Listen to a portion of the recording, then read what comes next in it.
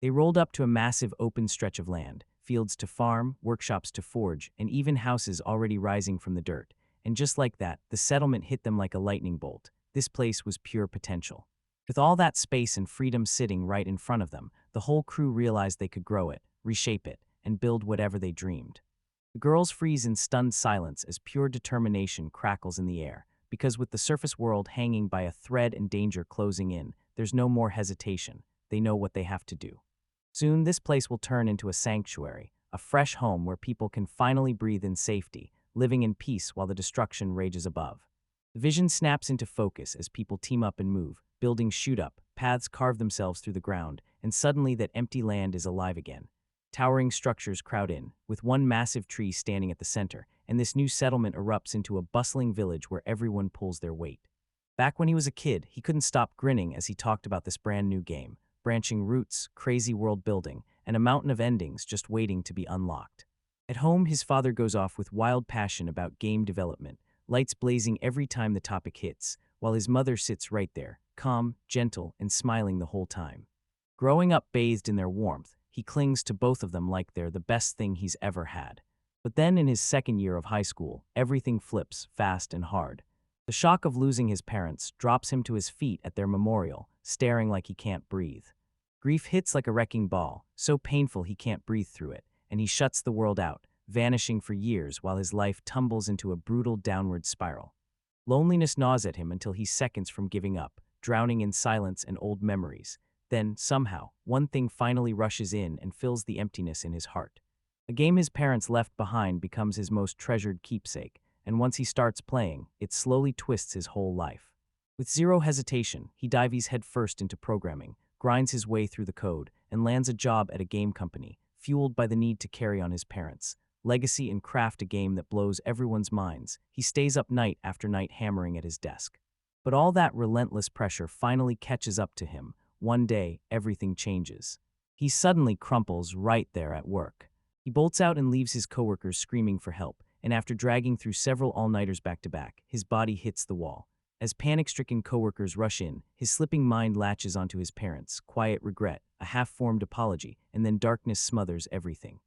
And just like that, the story cuts to a far-off mansion drenched in rain, teasing the start of something brand new. On a pouring rainy night outside a towering mansion, two maids spot an abandoned baby huddled by the entrance, and the moment they hear those helpless cries, they know the poor kid is completely overwhelmed. They freeze in panic, not knowing what to do with this shock of a situation. Then they realize they can't just leave him there, soaked in the rain. They carefully scoop him up and, right then and there, decide they're taking full responsibility for that helpless kid. In the pouring rain, the abandoned baby cries for mercy. Then someone rushes in, scoops him up, and gives him shelter at last. Years slam by, and that kid grows into a man inside the very town that hugs the grand mansion. Then, 26 years later, he jolts awake as an adult, sprawled in bed, slowly coming back to life from sleep. Morning bursts over the lively town, and someone keeps yelling, trying again and again to drag Nino out of his deep sleep, while he just shrugs it off and demands a few more minutes. He keeps dozing until a punchy girl barges in, grabs him, and shoves him awake. No chance in hell he's getting back to sleep. The instant the attack hits, he flips off the bed mid-impact and slams onto the floor with a brutal crash. From that rough wake-up, he snaps his head up in disbelief and erupts in complaints, asking why he can't ever be woken up like a normal person.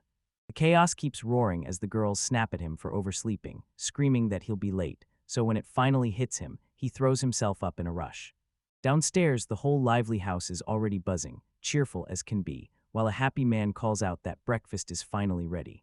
As the household bustles, a table packed with food comes to life, and by the breakfast table they plop a mountain of it right in front of him. Then the whole lively crowd crowds in, urging him to shovel down as much as he can. Gawking at the giant portions, he jokes that he might collapse from overeating, then slips into quiet reflection as laughter and warm company wrap around him, because this peaceful life, yeah, it's officially his new reality now. 26 years ago, his life got cut off in another world, then he got reborn here, starting over as a newborn. This brand new world hits nothing like the Japan he used to know. Now humans share it with a whole bunch of different races, all living side by side, and he's grown up into it. He pushes through this strange, buzzing land, dead set on carving out a brand new adult life in this world. After he got reincarnated, he grew up in the same orphanage as Eni and Ollie, and together they fought tooth and nail through every brutal hardship, somehow surviving as a team. And slowly forged a bond that feels exactly like family. So now, watching him keep pushing forward, working tirelessly for everyone's sake, they quietly fret, wondering if he'll truly be okay, or if something worse is coming.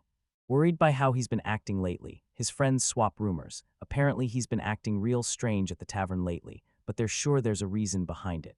Meanwhile, in the Royal Alchemy workshop, he finally shows up to meet his supervisor, and the guy's smiling like a friendly salesman, calling him the workshop's greatest asset, while a cold, wrong feeling quietly crawls over him.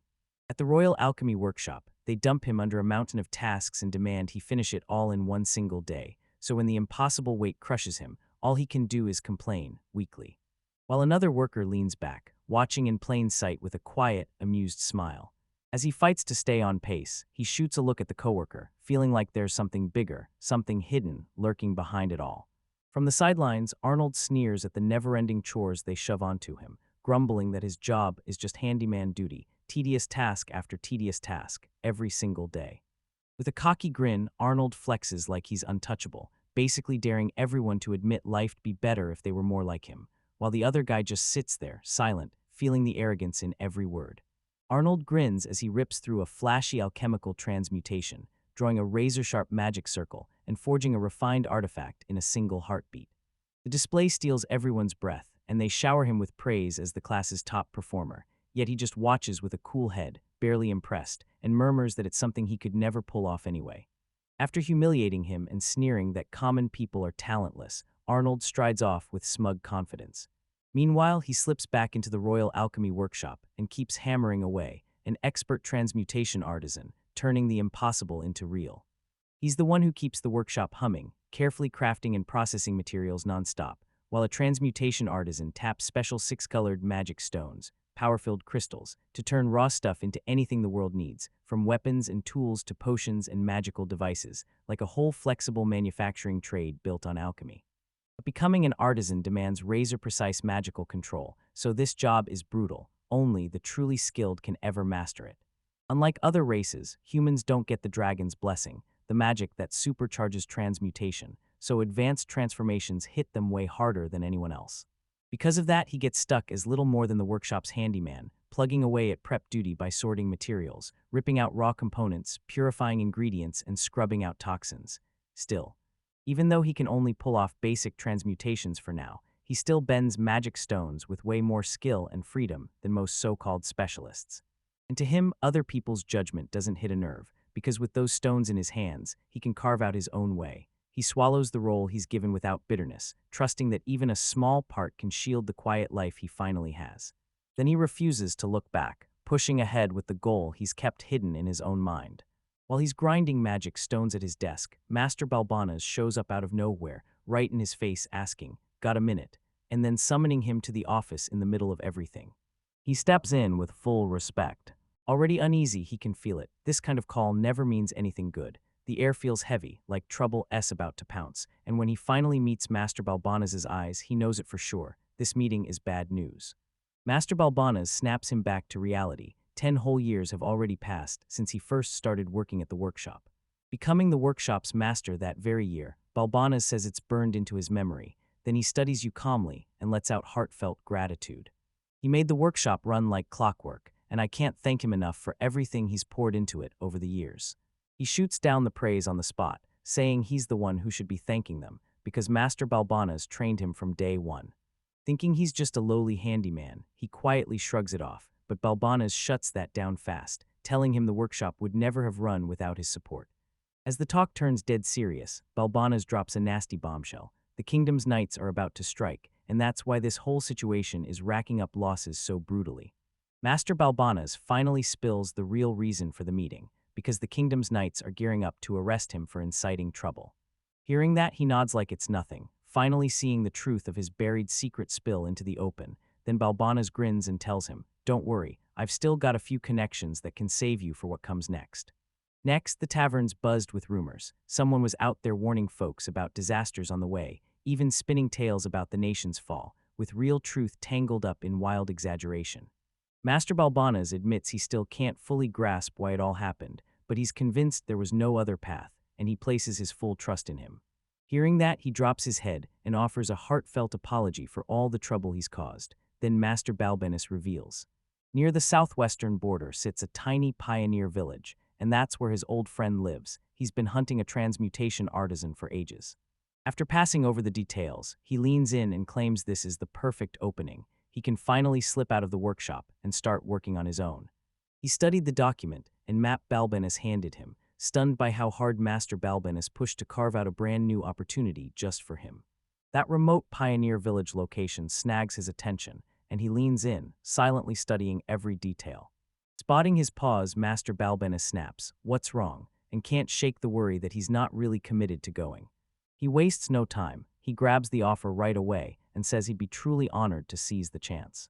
With gratitude burning in his chest, he bows deep and thanks Master Balbinus for every bit of support over the years, and when Balbinus finally watches him stride off with purpose, he lets out a quiet sigh of relief. His fears were just that, fears. He slips out of the room with the map clutched in his hand, and suddenly the pieces start to click. Every road, every clue, every link. He stares across the sprawling capital and the massive castle looming in the distance, and one chilling thought hits him. This might be his last shot to steer everything that's about to happen. Determination burns in his eyes as he silently steels himself to act. He stands before the castle, stares up at the sky, and there, a giant cracked moon hangs like a warning. Then the fear hits, his face hardens, and resolve clenches in his chest.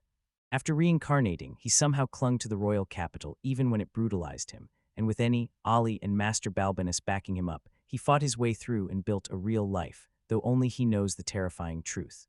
In just 3 years, this whole city is going up in flames, and every last street will be nothing but ash. It all erupted out of nowhere, that one wild night. Everyone craned their necks, and then the sky shattered, because that glowing moon split wide open with a massive, bone-chilling crack. That creepy sight froze the whole city in place, staring in total shock as a nasty fracture crept across the streets like a warning. A Chinese letter in the moon hits the kingdom like a bomb, and chaos erupts as wild rumors fly. People swear it means a catastrophe is coming, or that monsters are already living up there. Even with panic roaring in the air, the queen snaps to the crowd and announces, "This chaos is a blessed sign of good fortune." Her announcement instantly settles the crowd, especially because it lines up perfectly with the kingdom's 500th anniversary celebration. That weird crack in the moon eventually gets christened the Moon's Smile, and the panic tearing through the kingdom starts to melt away. As he locks eyes on the sky, a chill crawls up his spine. This moment is exactly like a game he played in his past life, and the realization hits hard right then. He realizes this world is basically mirroring the same plot from the game he lives in, **Dragonia, Chronicle 2**, a crafting-heavy RPG where an alchemist, built for transmutation and pure artisan work, steps into the adventure of a lifetime. That game was legendary for its massive world and branching paths that kept flipping your choices, letting you hunt materials, craft busted gear, and dive into all kinds of quests. And to him, it wasn't just entertainment. His dad ran the games behind the scenes, and his mom crafted the characters that brought that whole world to life. After that accident yanked them out of his life, he drowned in the game for endless hours, refusing to look away. He found comfort in the voices, stories, and characters that felt like the parents he'd lost. The second his old life memories snapped back, he instantly knew what had happened, but the real truth behind it was way darker than anyone ever dared to imagine. That crack in the moon wasn't some harmless grin, it was a warning, straight from the dark. It was the exact second the dragon of destruction started to crack its eye wide open. That split in the moon lights up the dragon of destruction's awakening. Then, once it's fully awake, it's coming down hard to wreck the land, exactly like the game's most brutal route. The world was already sprinting toward a catastrophic bad ending, and once he realized everything was headed for destruction, he grabbed at any chance to stop it, even while some unknown citizen watched him. So he picked a sneaky move. He launched rumors through every tavern warning folks about disasters that were supposedly about to hit. He was betting that when the chaos finally hit, people would remember his warnings and blast them even farther. His plan was brutally simple. If people started whispering about disasters early, the kingdom would step in and act before everything spiraled, yet somehow it crashed on the very first step, leaving him staring at the ceiling, desperate to figure out where it all went wrong. Right as he's lost in thought, Arnold shows up out of nowhere with that curious grin and asks what the earlier conversation was really about. Arnold throws out a casual question about the meeting, then swats it away like it's nothing, telling him not to worry while he glances over the work documents. Arnold groans that it's the same boring grind again, material analysis and extraction, over and over. With zero interest, he shrugs it off and bluntly tells him to get lost and leave him alone. Arnold smirks like he already knew, because he was fully expecting him to get exposed over those tavern rumors. Right then it all clicks. Arnold was the one who ratted him out. With a sharp, mocking grin, Arnold declares he knows exactly why someone like him would be fed up with the world. Arnold starts mocking him, blasting that his childish rumor spree went way too far, and warns that the workshop master has been coddling him all along, because now he might get shipped off somewhere way across the map. Arnold smirks and says the place will feel empty without him. Then, right before he leaves, he drops one last sly grin and offers to help with his transmutations as a farewell gift. Arnold smirks and demands he should grovel for him. Oh, please, Arnold-sama. Even in a situation that grim, he still acts like it's just some petty game to win. Watching him, rage starts to surge, because you realize just how many people could get hurt from actions this short-sighted. Clutching the document, he finally sees it. Thanks to Arnold's interference, that tiny spark of hope is there, glowing through the chaos. So he swallows the urge to stir up more chaos, forces himself to stay calm, and slips under the radar, because he smells an opening, and quietly sets up to test his new idea. Arnold throws out a casual jab about him, moving at a snail's pace, completely clueless about what's brewing in his head. Arnold spots that weird hand gesture, freezes, and blurts out a question, totally baffled. Realizing Arnold likely cooked up this sudden mountain of work, he doesn't panic. He calmly reaches for the magic crystals. With no reason left to hold back, he kicks the transmutation into full gear. Magic surges through the room as crystals snap into perfect, razor-precise motion. Arnold's eyes go wide as shock hits him like a punch. As the whole thing speeds forward at a shocking pace, his jaw drops, because the control and efficiency are way beyond what he ever expected from the guy he used to laugh off as just a handyman. Magic circles whirl around him as he coolly commands the crystals. He kept hammering out transmutations back to back without a breath. Things formed on the spot in midair, instantly assembling into creations that got crazier and more complex with every single step. Arnold watches from the sidelines, frozen in disbelief as the whole transmutation process screams along fast, clean, surgical, and then a roaring wave of magical wind bursts out, blasting through the workshop. Arnold gets slammed by a sudden surge of force, flying across the room like a cannonball, and smashes into a pile of crates and tools. Then as the dust finally settles, he calmly finishes the job with a quiet sigh, while the whole room stays wrecked and scattered. Once that final piece clicks into place, he calmly slams the transmutation shut and strides off, while Arnold, still buried under the wreckage, stares in disbelief, scrambling to make sense of what just happened. But the moment the supervisor shows up and lays eyes on the chaos, everyone points the finger straight at Arnold, fast. And they're told to stay late and redo everything from scratch. Once the job was done, he takes a quiet breath, then calmly says his goodbyes. He drops the news that he's about to leave first. Back there, Arnold's stuck in the wreckage, seething with rage and totally unable to speak as the truth finally hits. Storming out of the workshop, he strides away cool-headed while Arnold's furious shout bangs after him, and a small sigh escapes, because the whole confrontation ends way more anticlimactic than it should. As he barrels down the street, a pack of kids spots him out of nowhere and erupts, yelling his name at the top of their lungs. When he slips back home way earlier than expected, the kids and his friends are waiting. Shock hits him as he sees them all gathered outside, right there to greet him. He leans in and blurts out that he's got something huge to tell them. He sits down with you and with a calm voice tells you he's been handed a rural post. His friends catch on fast. His reassignment has to be tied to those tavern rumors, but they slap on a confident grin and swear they'll figure it out somehow. Then, just when the day's barely started, they spot something terrifying. There's a suspicious woman with black ears lurking and watching the place.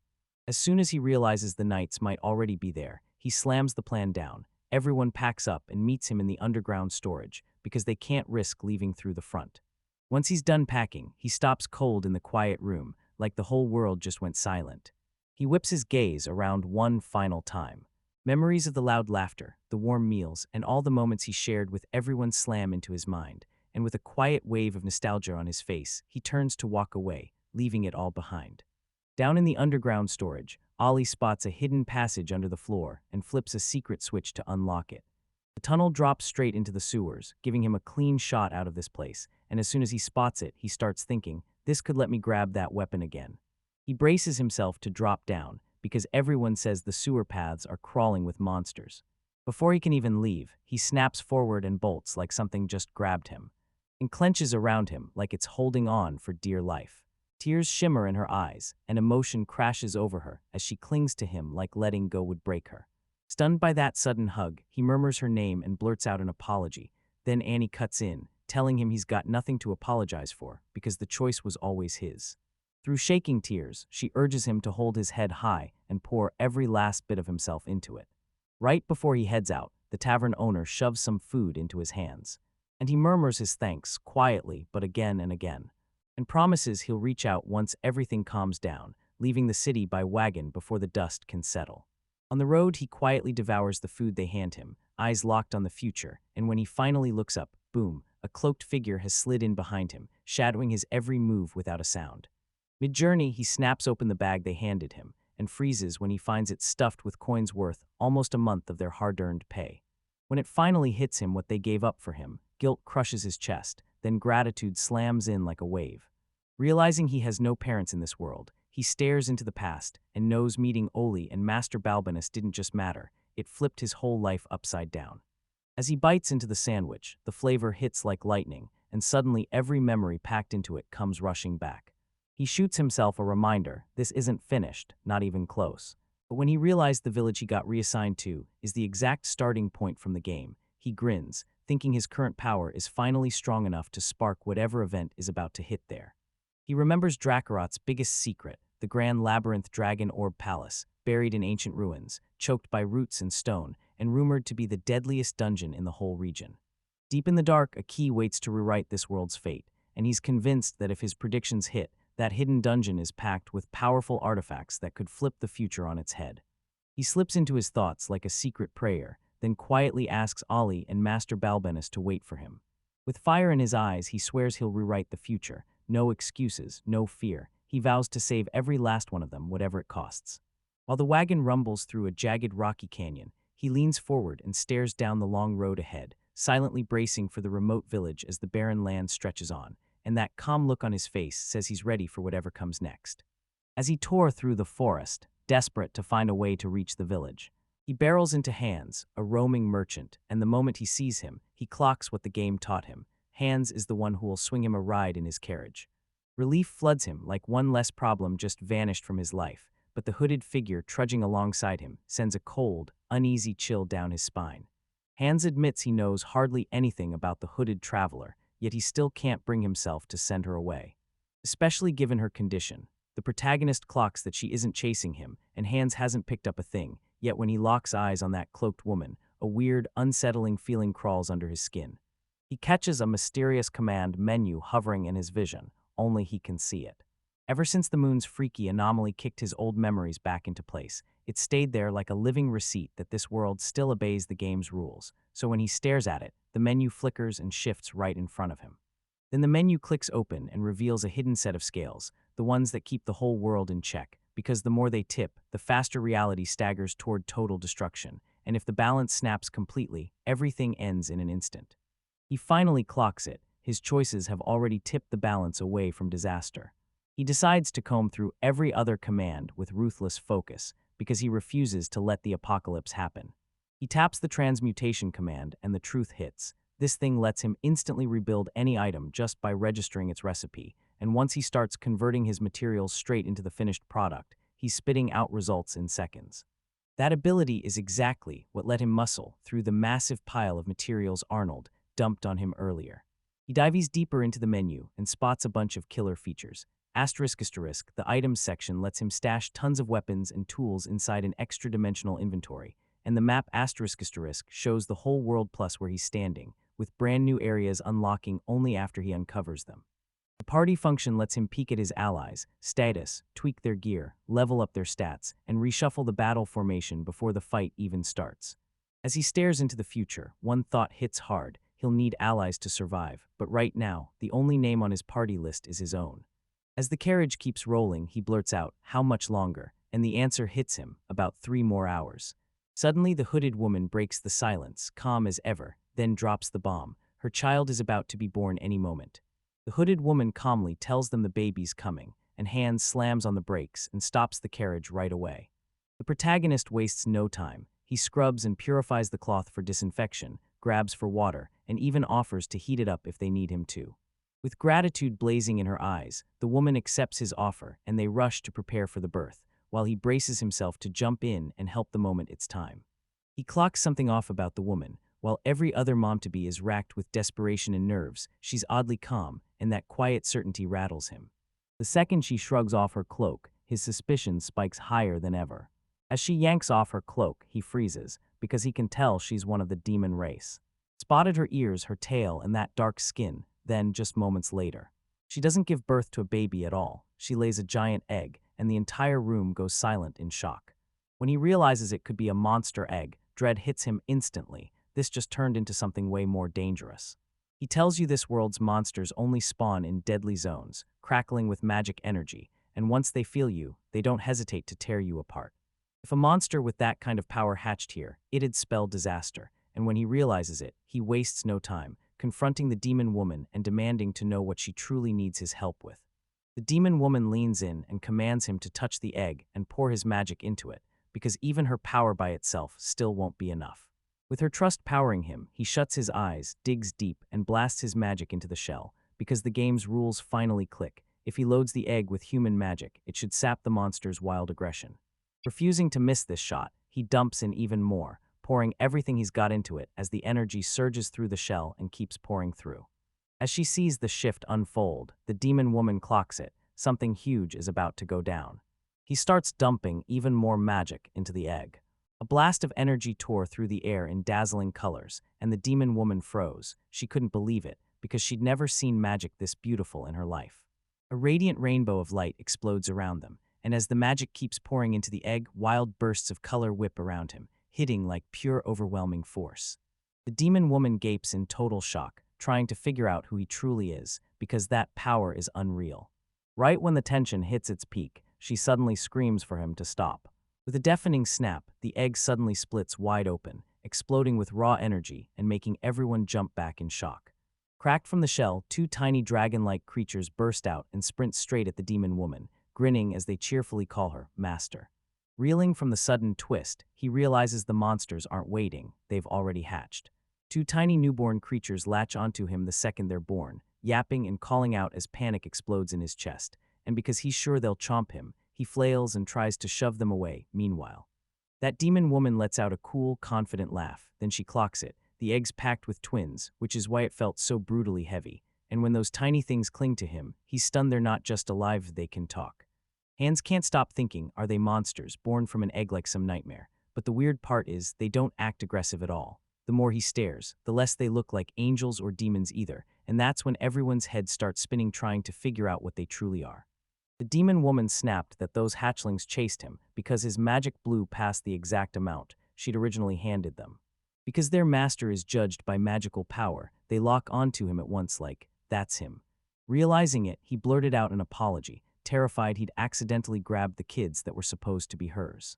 Staring at the gigantic surge of magic he unleashed earlier, the demon woman can't help but wonder, could he be an elite mage or a master of transmutation crafts? He awkwardly swears he's no big deal, but the second he says the royal capital, she snaps into focus and realizes they're heading the exact opposite way. Confused, she blurts out if he was really trying to head to the capital for work. Then she realizes she's going the wrong way. The demon woman just cackles it off and says, too late now, because there's no way she can even get off the carriage. Even after the blunder, she still takes it in stride and says, with a soft smile, that somehow they still ended up meeting, like fate had to get its way. Hearing her talk about fate, he suddenly snaps to. He finally knows exactly who she is. That girl looks exactly like one of the game's main heroine candidates. A fearsome monster tamer later discovers the deadly skill of subjugation. She looks scatterbrained and clueless at first, but once the story hits, she finds her footing and swings into the protagonist's party. The moment it clicks, he snaps her name, Paula, out of nowhere. Stunned, she gapes at him in total disbelief and blurts, how on earth could you possibly know that?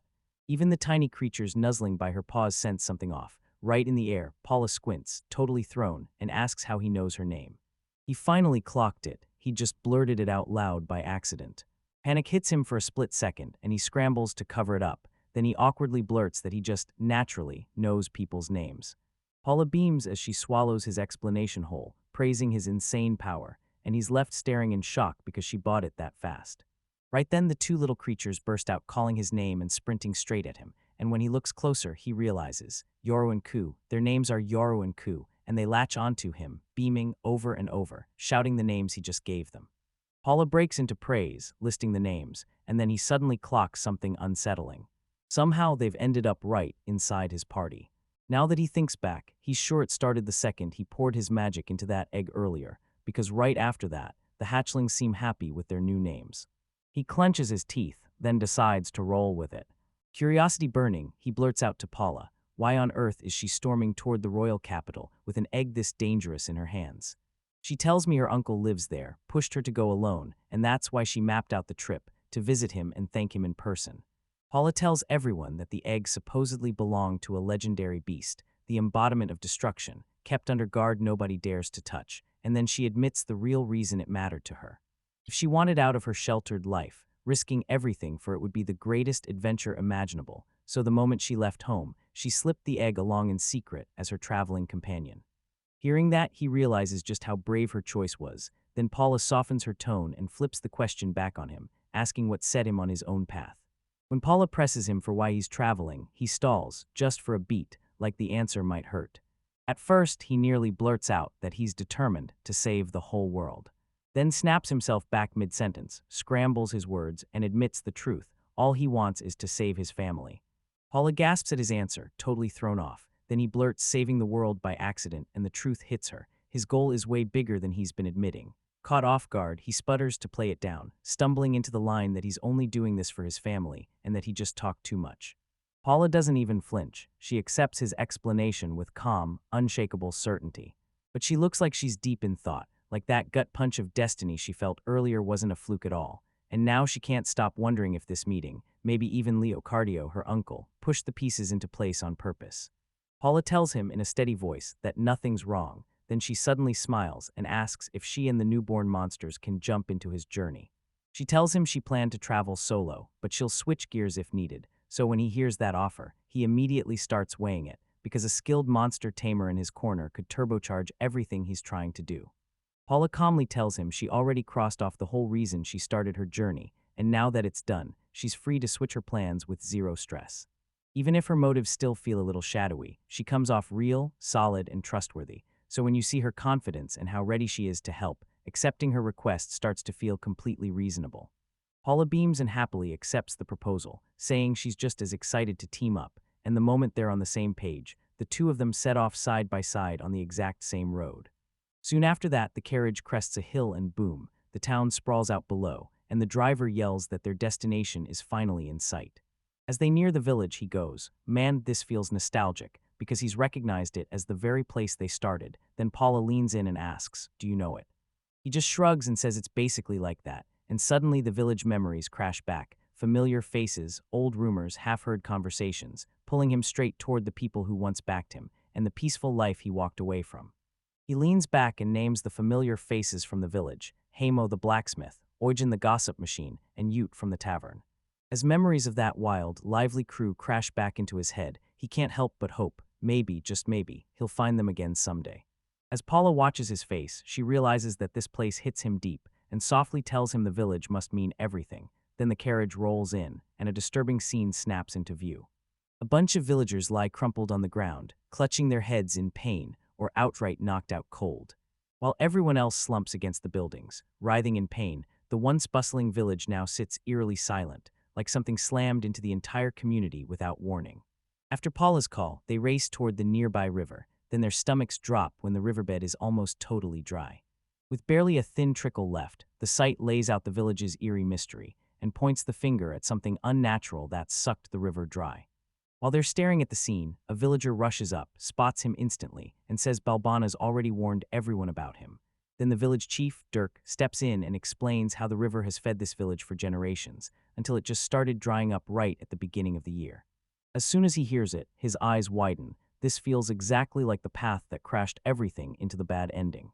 Right after the dragon of destruction finally awakened, the very first big anomaly hit, and it was all about water. He suddenly sees it. This drought isn't just dry land, it's the spark that could rot the whole village, bring famine, and unleash disaster everywhere. If nobody fixes it, it'll supercharge the world's collapse, so you gotta understand how that village's suffering flips the balance of everything. He decides it's time, he can't just sit there anymore. After he finally crumpled, spent beyond words, he snaps awake to a weird, comforting warmth as his blurry vision finally clears.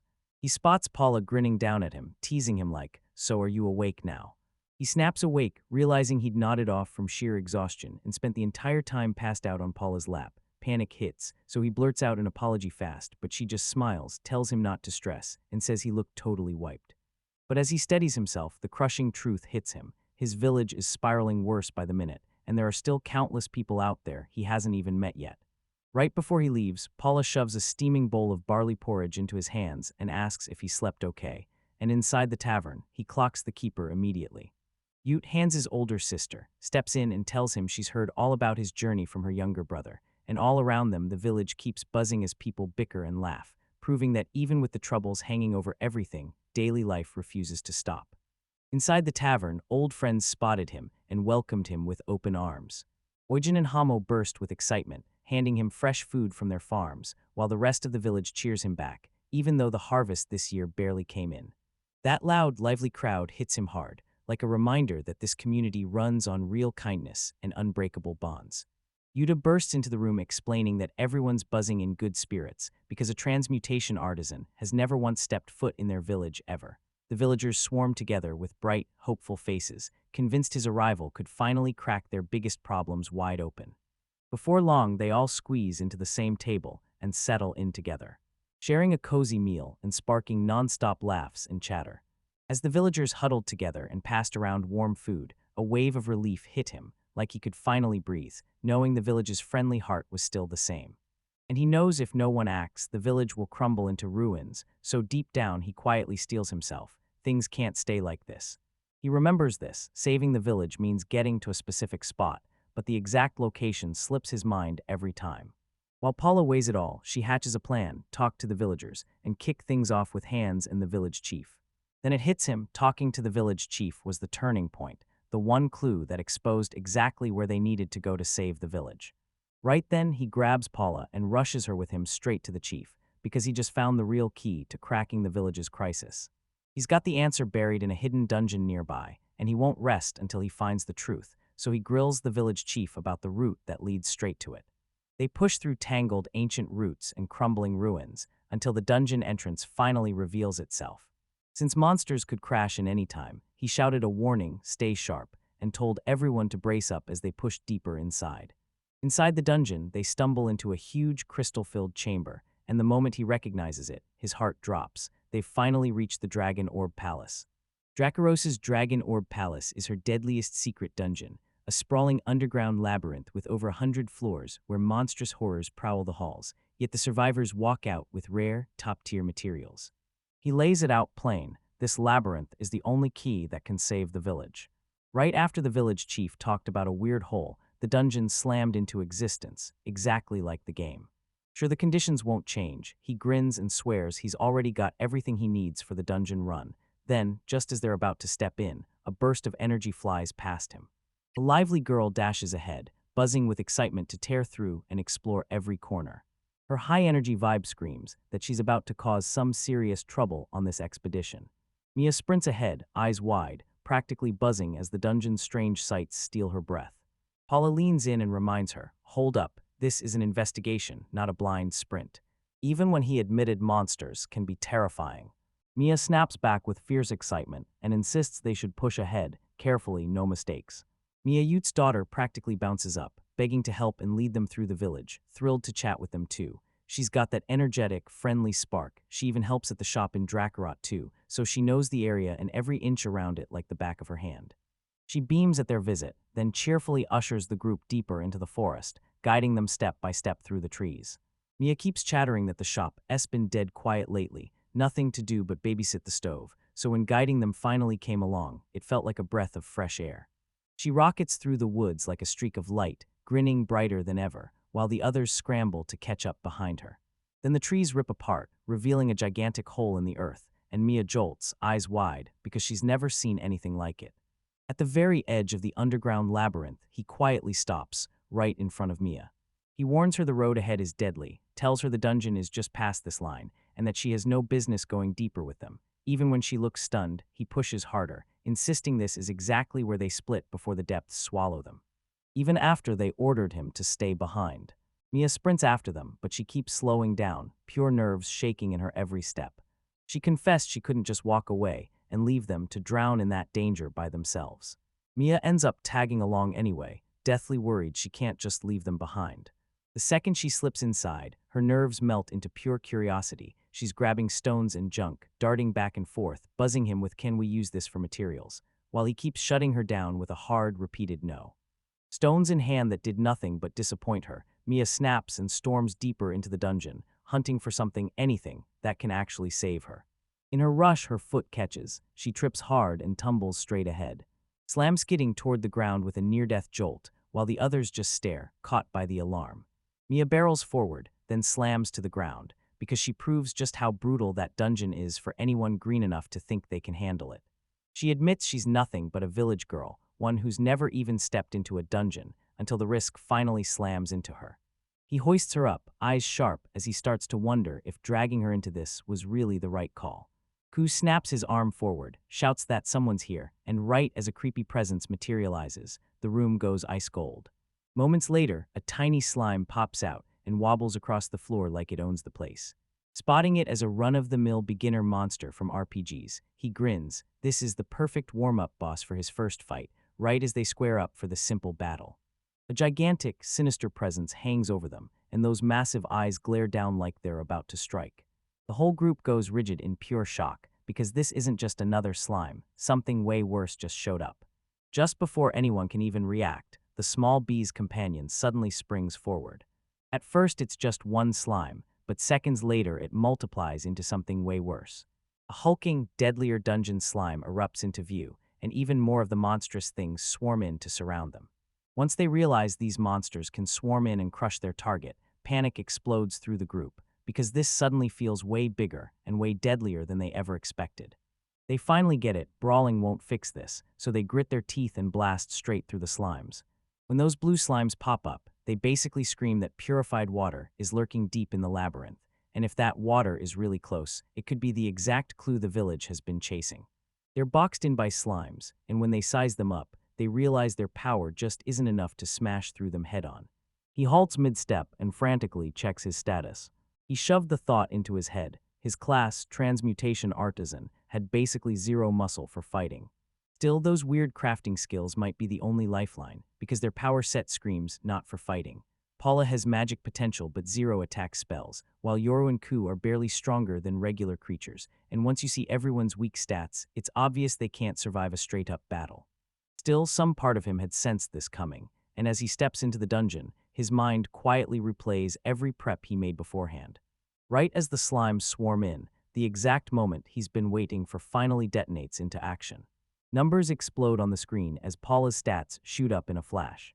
Her power surged upward at lightning speed, right on the edge of disaster, because a slime is already lunging at her, and she barely has time to breathe then. As it hits, Paula moves like her body knows what to do. Her sudden surge of power whips her spear through the air, and with one savage swing she blasts multiple slimes apart, forcing them to splatter and scatter across the floor. Only then does she blink in shock, staring at the wreckage like she can't believe what she just did. Paula stares at her hands, stunned by the raw power that exploded out of her attack. Only after that does he finally calm down and tell her, straight-faced, it's all because of the strengthening potion. They already had their drinks before stepping in, and all that prep he did beforehand is finally kicking in, big time. A transmutation potion brewed from medicinal extracts charges up your attack and defense, then powers you for a while before it fades. Before stepping into the dungeon, he'd already stocked up. He forced everyone to down one drink first, just to be safe. And now that this effect is quietly kicking in, maybe, just maybe, the fight finally starts to look manageable. Even with that potion supercharging them, the whole crew is still getting pinned down, fighting off a slime swarm that just keeps multiplying and pressing in. While he's scrambling to fix everything, he spots something that makes his blood run cold. Mia's status screen is there too, but it's packed with blank unknowns and question marks like the system can't name her. The weird status display hits him like lightning, and an idea snaps into place so fast, he yanks out purified water and starts gathering what he needs. He kneels down, studies the man-headed flower nectar and that black-winged goat's tail, and starts dissecting them for their secrets and extracting their properties. Right in the chaos of the fight, he snaps into action, transmutation ready in his hands, to forge something brand new that could flip the whole battle. In the middle of the chaos, he snaps into action, transmuting the extracted materials on the fly, mixing liquids and scattered fragments as they whirl together, and then, right before their eyes, the whole process erupts into something brand new. He controls the transmutation with ruthless precision, because one tiny slip could shatter everything, and then, just as the magic steadies, he realizes the process might actually work. Mia's weird status is the real key, because if this works, it could be the breakthrough that finally saves the whole village. Even with slimes still crowding them from every side, he suddenly spots a real path forward. Instead of brute strength, the truth might be hiding right in Mia, because that strange status she's been keeping secret could be the key. Confused as she is, hope flickers in her chest, and somehow she becomes the last thing anyone expected, the key that flips everything around. Mia panics. She insisted, laughing off the idea, that she's never fought a monster in her life, and there's no way she can start now. Still, he's dead sure she's got something inside her that could flip the whole situation, whether she knows it or not. Right now, he refuses to drift. He locks in on finishing that next transmutation first, and promises to explain everything later. Trying to transmute mid-fight is a recipe for disaster, especially when enemies are closing in from every side, and to keep that potion power burning, he keeps feeding magic into his support spells, stacking their strength as he fights. Until the transmutation finishes. They just have to survive somehow, because while he keeps pushing his risky transmutation, the others fight for every inch, wrestling the slimes back, and Paula even throws herself in front of an attack meant for him, stealing him a few precious seconds. The transmutation finally snaps into place, and he hustles over to hand Mia the finished potion in a blur. And with that, Mia's secret power could finally snap awake, maybe just long enough for her to fight back, if she can actually trigger it. Mia goes to swallow the potion, and then spits it out immediately, like it burns her mouth. She's hit with a brutal wave of disgust and yanks back in horror, saying it's way too vile to swallow. Then the instant meant to awaken her power detonates into full-blown chaos. They slipped in one extra ingredient, and the potion's taste snapped into a new flavor, built to kick its effect on right away. But Mia slams the door on it, and just like that, their only plan slips right out from under them. Day's ending, everyone's wiped out and boxed in. There's no time to rebuild from scratch now. Slimes swarm all around them, and the group starts weighing retreat as their final escape route. Mia has no choice left. She freezes for a heartbeat, then swallows the potion again. She grimaces at the awful taste and forces herself to gulp it down, praying it'll finally work. No matter what they try, the village still can't fix its water problem, like the trouble is stubbornly stuck. The adults give up in silence, and real worry starts crawling through the whole town. As Mia watches her mother struggle, she freezes on the spot, silent and torn, no clue what she's supposed to do next. With the battlefield roaring, the others fight tooth and nail just to keep those monsters from spilling through. Then Mia remembers the village's pain and her mother's fears, and she clenches her courage like a promise. To save everyone back home, she clenches her teeth and forces the potion down. He was determined to flip the whole situation around. Mia clenches her teeth and forces herself to drink the potion, and the moment that terrible taste hits, tears flood down her face as she fights to swallow every last drop, while the others hover, worried sick. She won't quit until that potion is completely drained. Mia chugs the potion and almost crumples from the brutal taste, and as the effects finally hit, the others rush in, checking on her fast. So the real question is, did that potion actually work, and can she finally tap into that power? Mia chugs the potion, steadies her shaking body, and pushes through the nasty shock that still burns in her mouth. Then the others' trust gives her the courage to nod, hard, like she's ready for whatever comes next. As the slimes surged straight at them, the time to strike finally arrived. Mia thrusts her hand up and unleashes a sudden wave of force that slams the slimes back, the power surging visibly as her strength keeps climbing, proof the potion finally kicked in and she's strong enough to drive those monsters away. Mia's secret class starts to flare to life. Her power surges out of nowhere, blasting a growing wave of force that shoves the slimes back.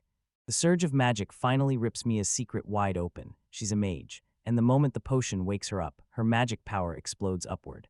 A brutal surge of energy exploded outward, blasting the slimes back and flipping the whole battle on its head. As the magic surge dies down, an empty potion bottle clatters nearby, proof the enhancement hit, and Mia's awakened power finally, fully ignites. Once the attack finally crushes the slimes into nothing, the whole crew collapses back, breathing hard. Then Mia lights up, cheering like she just proved she's unstoppable, pride swelling so fast it carries her away, while the rest nod and give credit for the effort she pushed through. When the chaos finally starts to die down, she starts grilling the big question: how did anyone even know she had magic in the first place? He tells her the lantern runs on a luminous stone that only wakes up with magic power, and when Mia touched it earlier, the light burst for a second, spilling the truth of her hidden ability.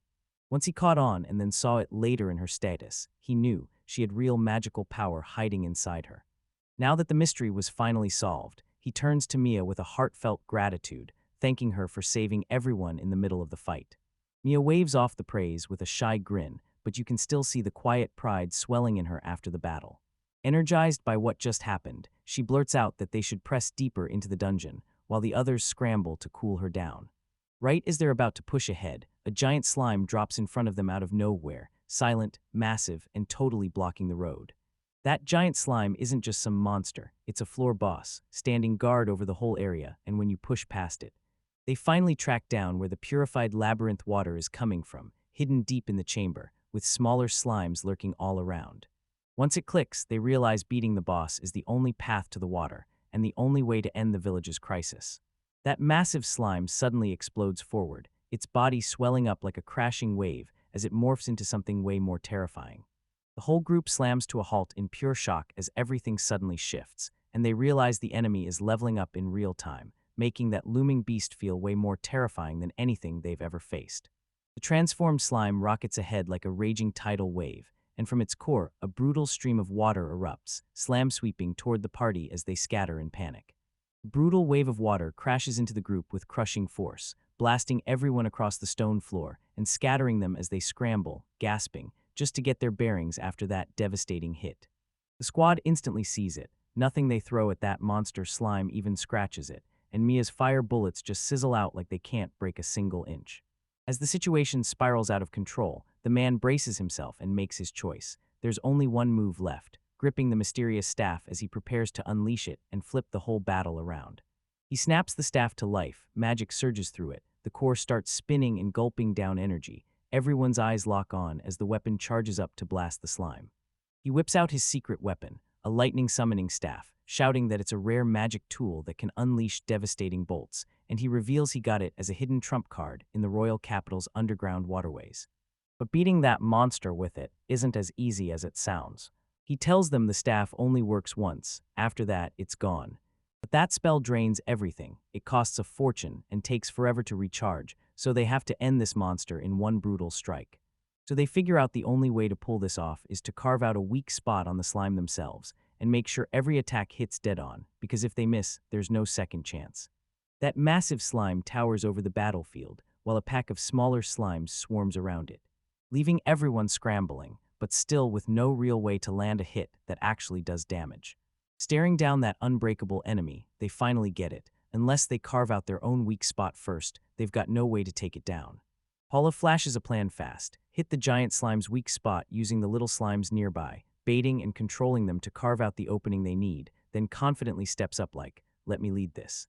Paula barrels forward toward the slime, even though every warning bell in her head is screaming danger, leaving everyone else totally baffled by her sudden, reckless move.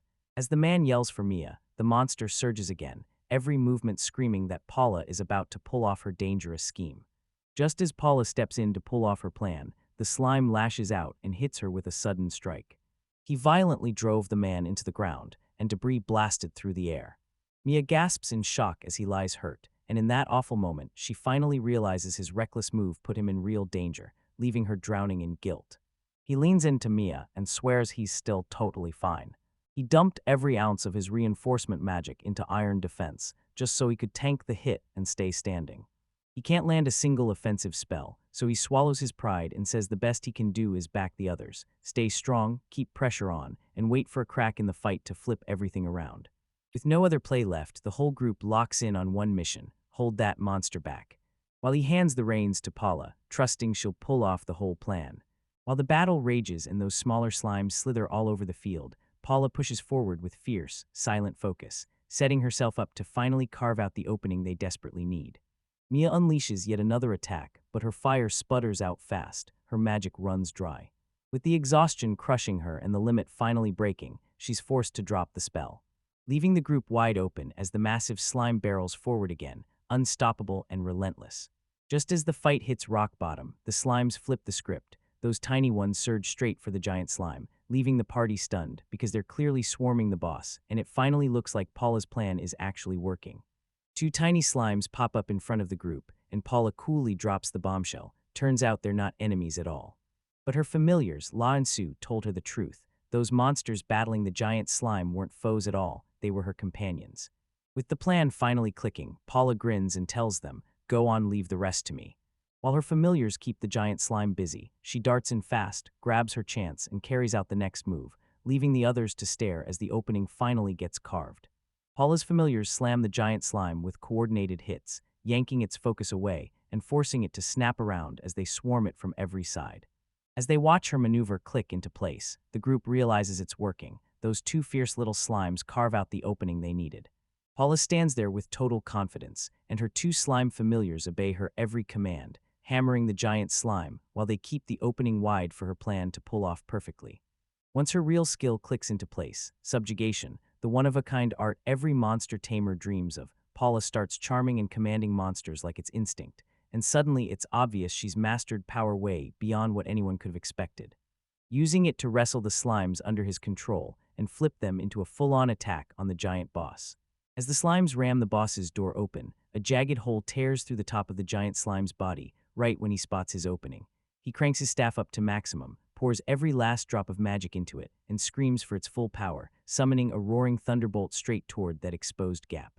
A bolt of lightning crashes down and instantly obliterates the giant slime.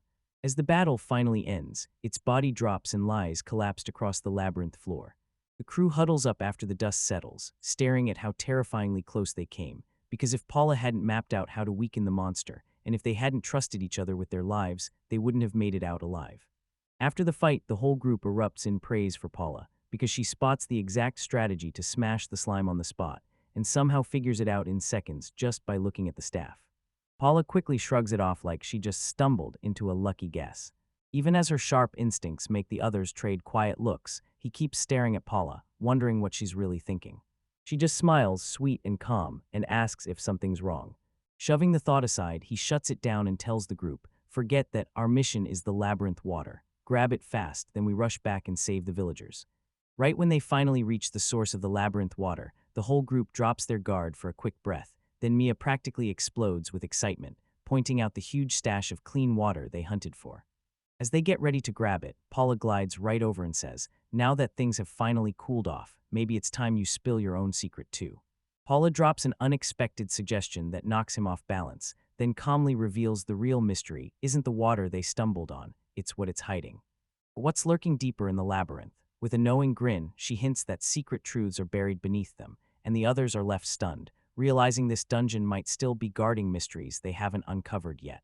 He can't stop thinking about what's deeper in the dungeon, and suddenly it clicks. Paula must mean that hidden place. But then he's like, wait, how does she even know it exists? Paula calmly confirms his hunch, telling him she picked it up while traveling with him, then flashes a teasing grin and asks if he nailed it, leaving him stunned, not knowing what to say for a second. She tells me that when they kept traveling together, she slowly started reading him like a live feed, every tiny gesture spilling what he'd do next, so she could clock his tactics before he even opened his mouth. And the more she saw him clench his fist and bury his real thoughts, the more she knew she'd nailed it. With a confident grin, she says she's finally learned how to read him, and it makes him feel just a little freaked out. She admits she kept her eyes on him like a lifeline, because the moment anything went wrong, she'd be there, right away, ready to back him up, and somehow that intense focus just became second nature. Caught in her unwavering, heartfelt stare, he squirms under the heat of her attention, because somehow, stopping her from looking just feels impossible. After that painfully awkward pause, he snaps the conversation back to the earlier topic, the day he first stumbled onto the labyrinth's water. She catches his reaction instantly and gently calls it out. He doesn't look happy about it at all. But as she stares at his face, she can't shake what she just noticed. Something about that discovery still gnaws at him. She says his reaction basically screamed that something was off. His hesitation gave him away, like the place wasn't even close to what he'd hoped for, and that truth hit hard on his face, making her think he was hiding something. Then he snaps that he isn't concealing it, he's just stuck, because he doesn't know what to believe. He nods along like it all makes sense, but she pushes back hard. She worries that his doubt will be too hard for Mia to swallow. As they talk, they spot it. Everyone else has already sprinted for the labyrinth water, and Mia is gone ahead of them. Panic hits them, so they snap into action and chase the group before they get left behind. The group bursts into the labyrinth water, an oasis tucked inside the ruins, where crystal-clear streams tumble over rocks and glittering crystals, and when Mia spots it, she bolts ahead with pure joy as tiny little creatures drift around the water like they own the calm. Dungeon boss down, the whole area finally goes quiet, so as the others creep in, the creatures stop snapping at them and let the calm scene breathe. A peaceful oasis unfurls across the chamber. Crystal-clear streams snake between rocks, glittering crystals blaze in the light, and tiny slimes drift lazily around the pools like they own the place. With a grin lighting up her face, Mia bolts forward, scoops up the water, and dives into the taste, only for a voice to snap from behind, shouting to stop, because they haven't even confirmed it's safe yet. Before anyone can stop her, Mia snatches a sip of the water, and the second it hits her tongue, she blurts out that it's delicious. The others jump in shock, but then her quick explanation cuts through fast. The slimes in the water filter and purify it, so it's safe to drink. Relief hits everyone, and Mia grins as she admits it. She hasn't had water this good in forever. With the water in her hands, Mia breaks into pure joy and declares that this is the chance the whole village needs to finally be saved.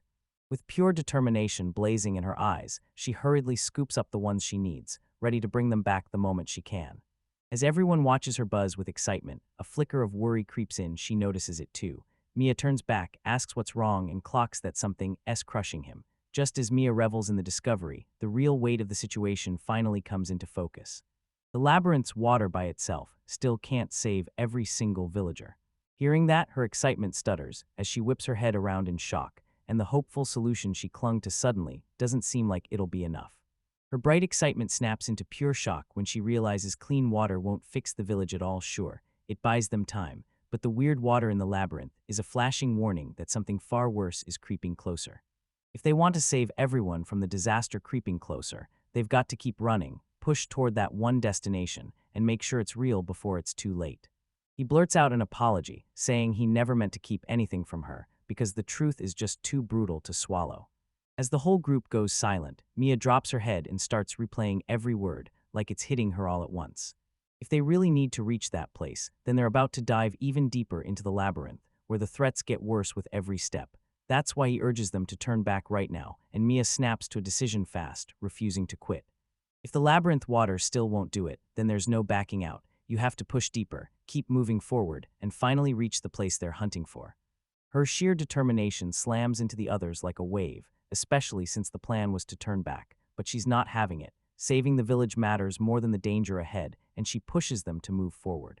Mia beams and admits that casting magic nonstop sounds like an absolute blast. So yeah, her excitement isn't exactly purely selfless, and that playful confession immediately gets the others exchanging knowing looks.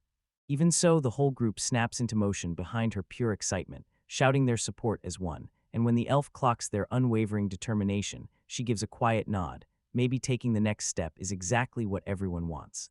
When he sees everyone's resolve, he finally cracks, then he steps up and declares they're moving forward. Before they could leave, the labyrinth water problem still hung in the air, so Mia asked if they could grab some for the village, and he answered with a calm confidence, telling her to leave that mess to him. He reaches into the slime and rips out its valuable materials like they're pure treasure. The creature's body breaks down into real treasures, boss slime hide and a chunk of blue magic stone, so the team grabs them, locks in the water's worth, and steels themselves to dive deeper into the labyrinth. After scraping those materials from the slime, he breaks it down like a pro. Monsters in the labyrinth always hide valuable resources. Inside the labyrinth, some monsters lug magic stones in their bodies, while others leave behind rare materials the moment they're defeated, so adventurers hunt them down, grabbing those stones and scraps to fuel everything they need. She snaps into focus, realizing those materials could save the village, and watches him like a hawk as he starts to move. With the slime's body in one hand and the magic stone in the other, he fires off a skill. Transmutation kicks in instantly, the materials snap together, and the raw energy reshapes everything into something completely new. The transmutation finishes with a snap. Bam, a brand new slime hide bag is born. That stretchy elastic lets the bag sprawl and snap back like it's alive, so it suddenly swallows way more labyrinth water than ever. and the whole crew lights up because now, hauling a full stash back to the village is finally within reach. She realizes the labyrinth's water isn't just a hazard, it's raw material for transmutation, so the more they haul, the more powerful it becomes. The moment that idea hits, the vibe snaps into full competition. Mia fires up and declares, loud and clear, that she refuses to lose. The elf accepts the challenge with a cool grin, and soon the two turn it into a full-on battle to see who can haul the most water, while the others quietly worry as the race heats up and their rivalry is decided. The two of them bolt off with wild excitement to grab more water, shouting for extra bags to be prepared. As they sprinted off ahead, brimming with energy, he just stood there gaping, because all he could think was, you guys realize this is supposed to be as simple as collecting water, right? As Mia stuffs her bag, she suddenly feels something off. Her fingers hit a weird texture, and her breath catches in shock. As Mia reaches to scoop up the water, the slime bag's weird, squishy texture throws her off. She can't get a solid grip. It squirms out of her hands, slips away like it's alive, and leaves her flustered as she desperately tries to control it. Watching this, the elf calmly grabs another bag, feels its silky give in her hands, and instantly realizes, if she holds it right, that it molds perfectly into her arms despite that weird, unfamiliar feel. Clutching the slime bag to her skin, the elf gets absolutely floored by how soft and stretchable it is, then laughs that the sensation is so unreal her whole body might just melt. Completely lost in it, she starts to absent-mindedly enjoy the weird material, and when he sees it happening, he snaps her back to focus, because they're supposed to be gathering water, so she jolts back to reality and springs right back into the task. Mia clenches her teeth and keeps hauling water for the village, even though the slime bag squelches in her hands like pure misery, and right beside her the elf throws himself into the job just as fiercely, like this is a mission that decides everything. Both of them charge into the task, snapping into fierce determination as they scramble to grab as much water as they possibly can. As he watches their overzealous push, he snaps into action and yells at them to slow down, because that bag has limits, and if they keep forcing it, it's going to break. Even as he warns them not to push it, the two keep cramming the slime bags full of water until the pressure spikes and one overloaded bag suddenly bursts open. Water blasts everywhere as the bag rips wide open. He freezes in total shock while the water roars out, and he blurts out in pure dismay.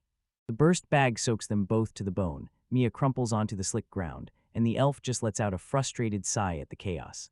Seeing that scene unfold, he can only stand there, dumbfounded, staring at the two of them, until the full mess hits him. He lets out a heavy sigh and tells them, "Let's start over."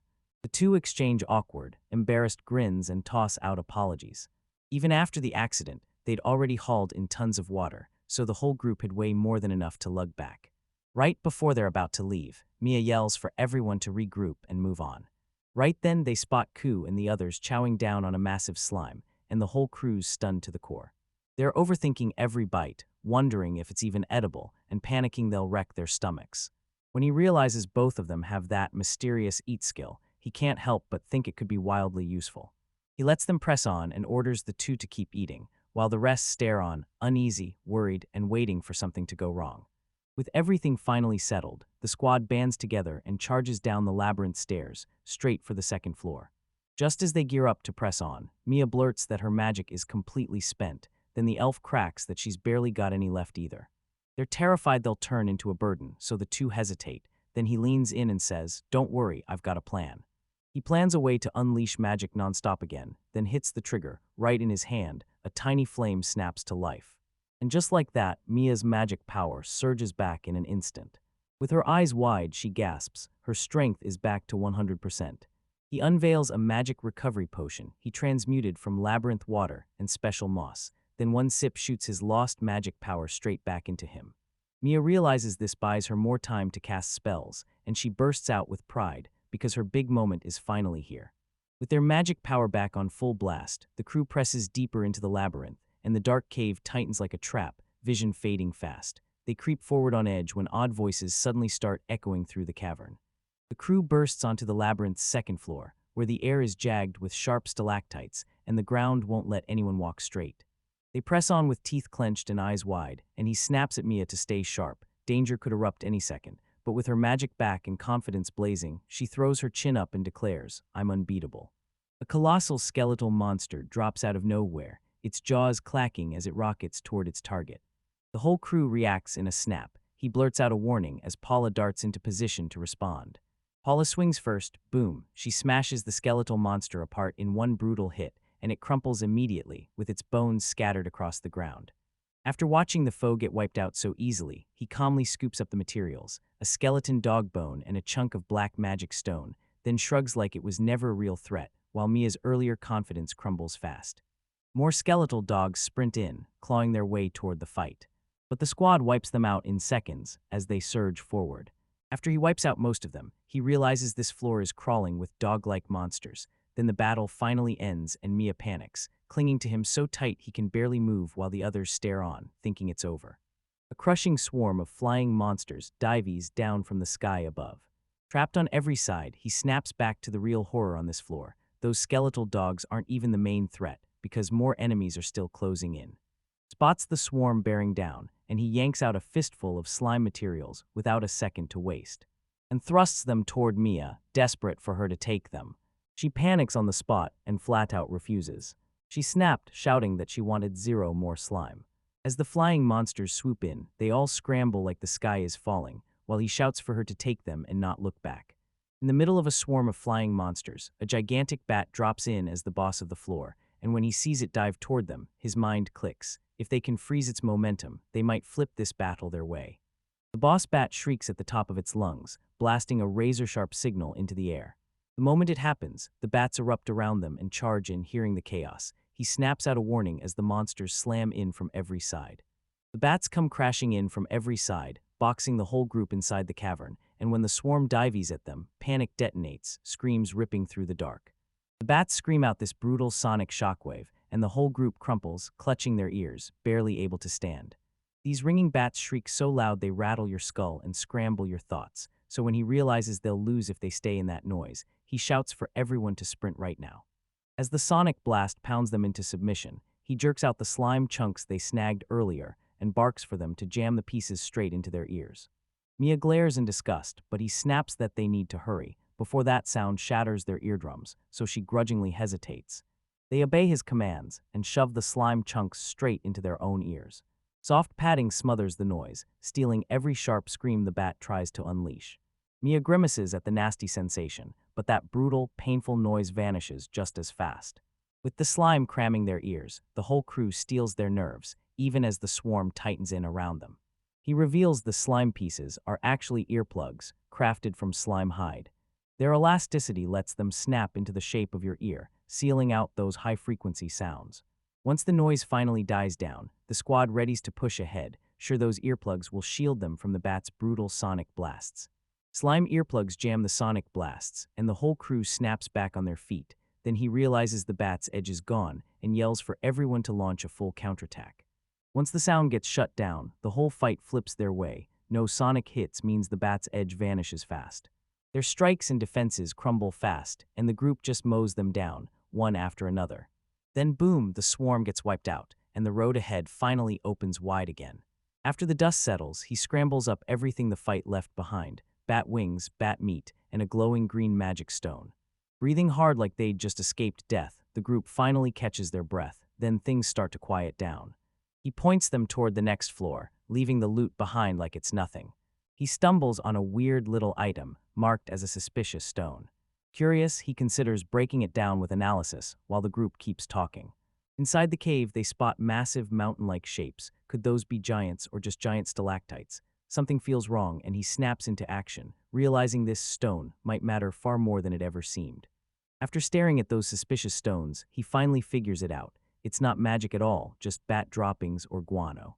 As they glance around one more time, those towering stalactites suddenly click into place and make perfect sense.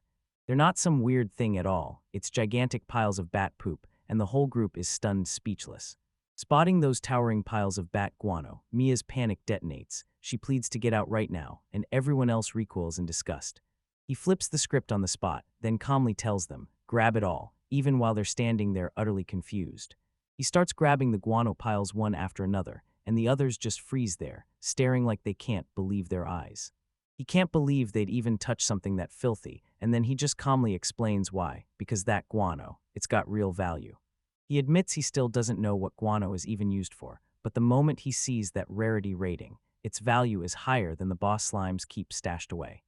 because the rarer the material, the higher its worth to the village. He's absolutely sure this is going to come in clutch and make all the difference. Everyone shrugs and admits they still can't read his mind, but they remember how that slimehide bag let them haul water earlier, so they're betting on it. They start to believe that every strange thing he's hauled out of the labyrinth has to mean something huge. Mia clocks just how much Paula trusts him, and she can't help but point it out with wide-eyed curiosity. With a soft smile, she tells him, "I trust you, no questions, no doubts, just you." The crew pushes deeper into the dungeon, and when they step onto the next floor, the ground turns warped and wrecked in ways that feel totally wrong. He stares at how different this place looks and says, "Every floor in this labyrinth has its own layout." Then he snaps his head up and warns everyone, "Don't rush, no one knows what kind of danger could pop up next." As they push ahead, slime erupts from the dirt under their feet, boom, and the sudden assault yanks their balance as bouncing blobs scatter all around them. He snaps to it that something's off, bolts into action, and thinks this has to be a monster trap, then scrambles to trace where the slimes are even crawling out from. Slimes suddenly burst out from every direction around them, and one of the girls goes into full panic as even more blobs keep crawling into the world and she can't shut them down. The whole group freezes in confusion, staring at the chaos like, "Wait, what's going on?" Slimes keep exploding out around Mia, and panic claws at her as she starts to lose control. Everyone barrels over, totally confused about what's going on. At first they think it's a monster's status attack, but he snaps to the truth fast and gears up to explain it. He snaps to the truth, those slimes aren't bait at all. Mia just blurted out a brand new spell by accident, water bubble, and now water spheres erupt around her and won't stop. He tells them that battling monsters in the dungeon lets you drink in magic energy, level up like crazy, and sometimes unlock brand new spells you didn't even know existed. The crew laughs as the floating water bubbles bounce around them like toys, and for a second it feels harmless, until he leans in and tells them, no matter how gentle it looks. That water bubble spell is way more powerful than anyone ever gives it credit for. The party storms up to the dungeon's third floor, and the cave walls are riddled with huge, gaping holes. They see the eerie terrain stretching out before them and realize monsters can burst from any crack in the world, so they brace for danger right now. As he stared into the strange holes carved into the cave walls, he can't shake the feeling those holes could be monster nests, so when the others see him lost in thought again, Paula suddenly slips toward one of the openings, and the whole group jolts in shock. Suddenly, liquid erupts from the wall holes and slams into the group from every side. Then they realize it's the monster's digestive fluid. Panic explodes as it soaks them and starts wrecking their clothes, and the party finally gets it. They've walked straight into a living trap. Massive beasts exploded out of the holes all around them. As their massive mouths drool acid all over the place, the truth slams into him. These aren't just monsters, they're giant worms. The cave walls are riddled with the monsters' nests, and as he fights to keep Mia calm, the creatures suddenly surge and lunge straight at them. Their grotesque faces twisted into terrifying grins as they bore down on the group. Giant worms slam in from every direction, and Mia whips out her water bubble spell, but her shots splatter and scatter, hitting nothing. When it hits them that random attacks won't do a thing, panic erupts, and they crowd around their leader begging for orders. Then, out of nowhere, he bursts into laughter, leaving everyone stunned. As the colossal worms bear down on him, he stays unnervingly calm, eyes the threat, and then, boom, declares this is about to become the biggest opportunity of his life. Everyone's baffled as he calmly declares he's made his choice, and the whole group squirms, desperate to know what wild idea he's about to unleash. Staring at the colossal worm, he blurts out a wild plan: capture it, make it their new party member, and then haul the monster straight back to the village, leaving everyone else stunned out of their minds by that wild, bizarre idea.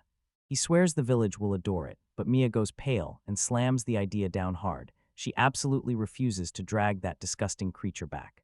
Even with her protests ringing out, he corners Paula and demands she help net one, while the others stare back, half worried, half unable to believe it. Giant worms crowd them from every side, and the group can barely inch forward as digestive slime erupts and sprays everywhere. He yanks back the moment he realizes the acid is deadly at point-blank range, and he immediately decides they've got to find another way, and orders Mia to fire off her water bubble spell. Mia hesitates, wondering if her water bubble's spell really did nothing earlier. Then he snaps in fast, correcting her, telling her not to aim at the worms at all. She needs to blast bubbles around the whole group instead. He already has a plan, right there, waiting to be unleashed. He lays out the whole plan, and everyone crowds into one spot to bait the worms, then trigger them to strike as one. When every monster snaps open their mouths at the same time, Mia has to unleash every last water bubble she's holding back. Mia follows the plan and blasts a wild storm of water bubbles around the whole group. He snaps at her to keep pouring magic into those things, stuffing the bubbles with every last ounce of power as the worms slam closer. The worms lunge in, but every hit gets swallowed up by the water bubbles, shielding the whole group. He tells them this spell walls off any physical attack, hits won't even touch you.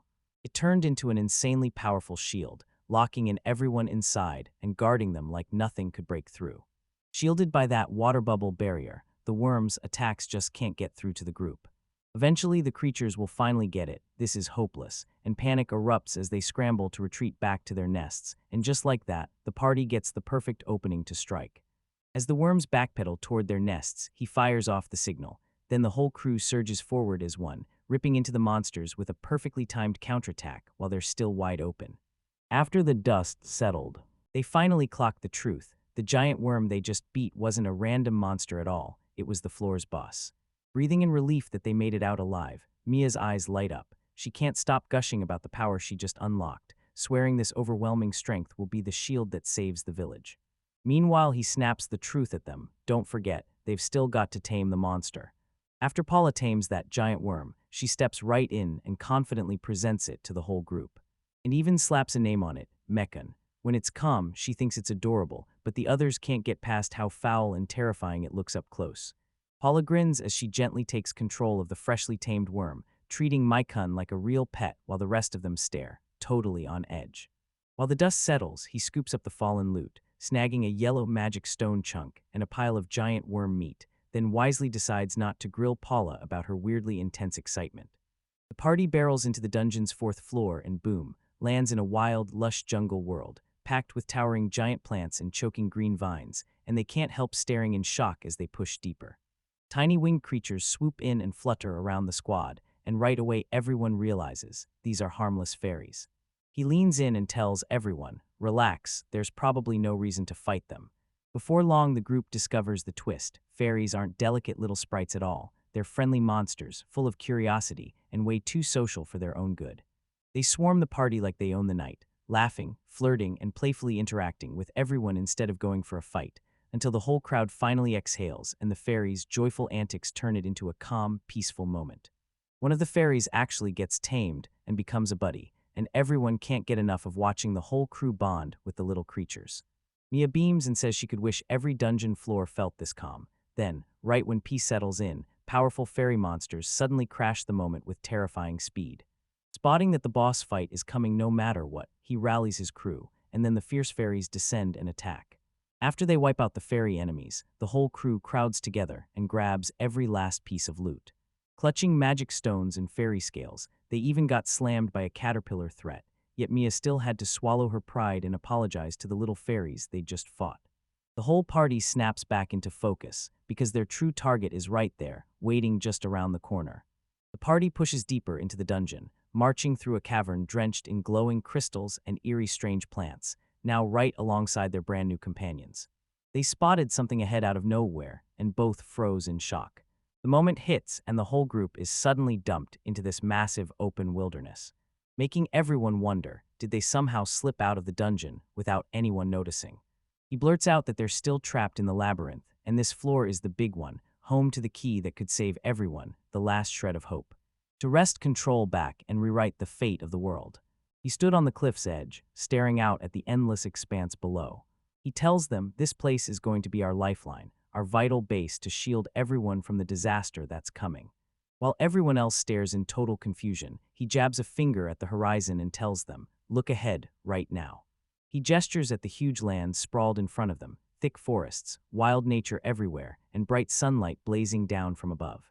And stretches of wide-open land lay there, so when he sees what it could be, he's convinced this place could become the starting point for something way bigger.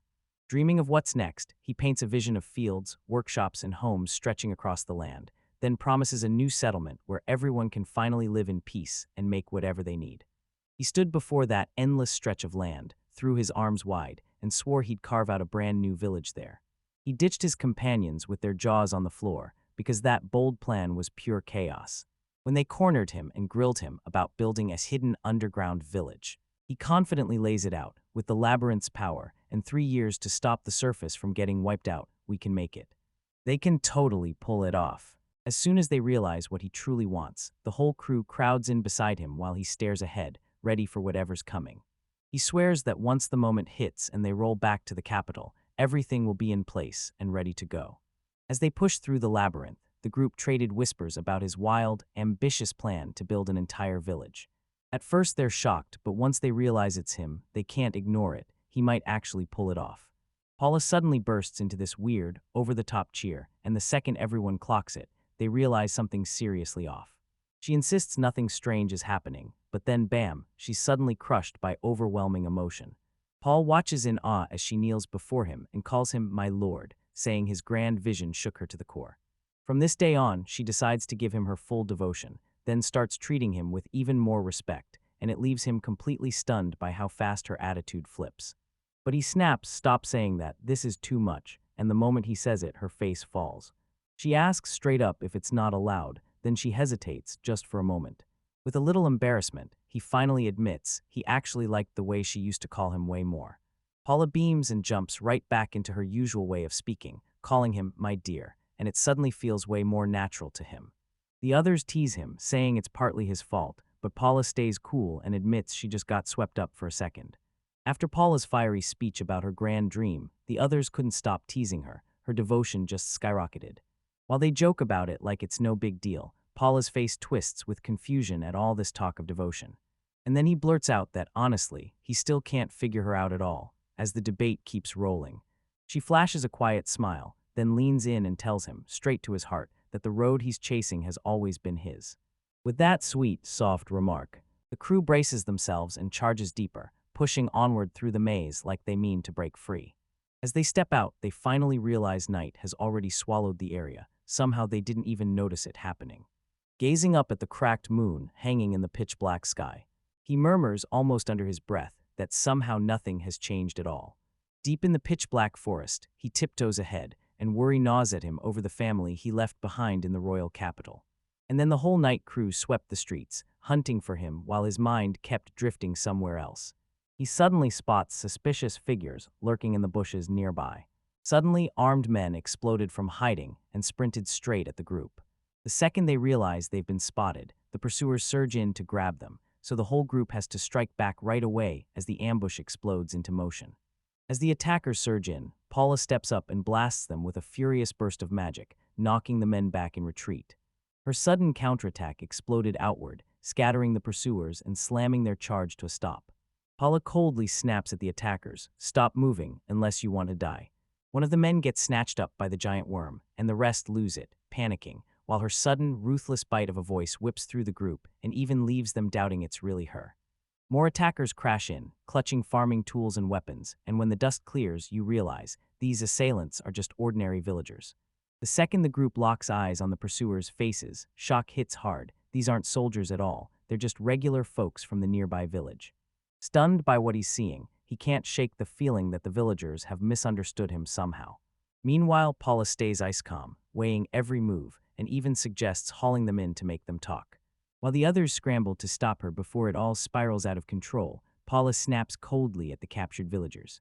Even the thought of slowly dissolving them with the worm's digestive fluid to squeeze out answers. Everyone else panics and yanks her back fast.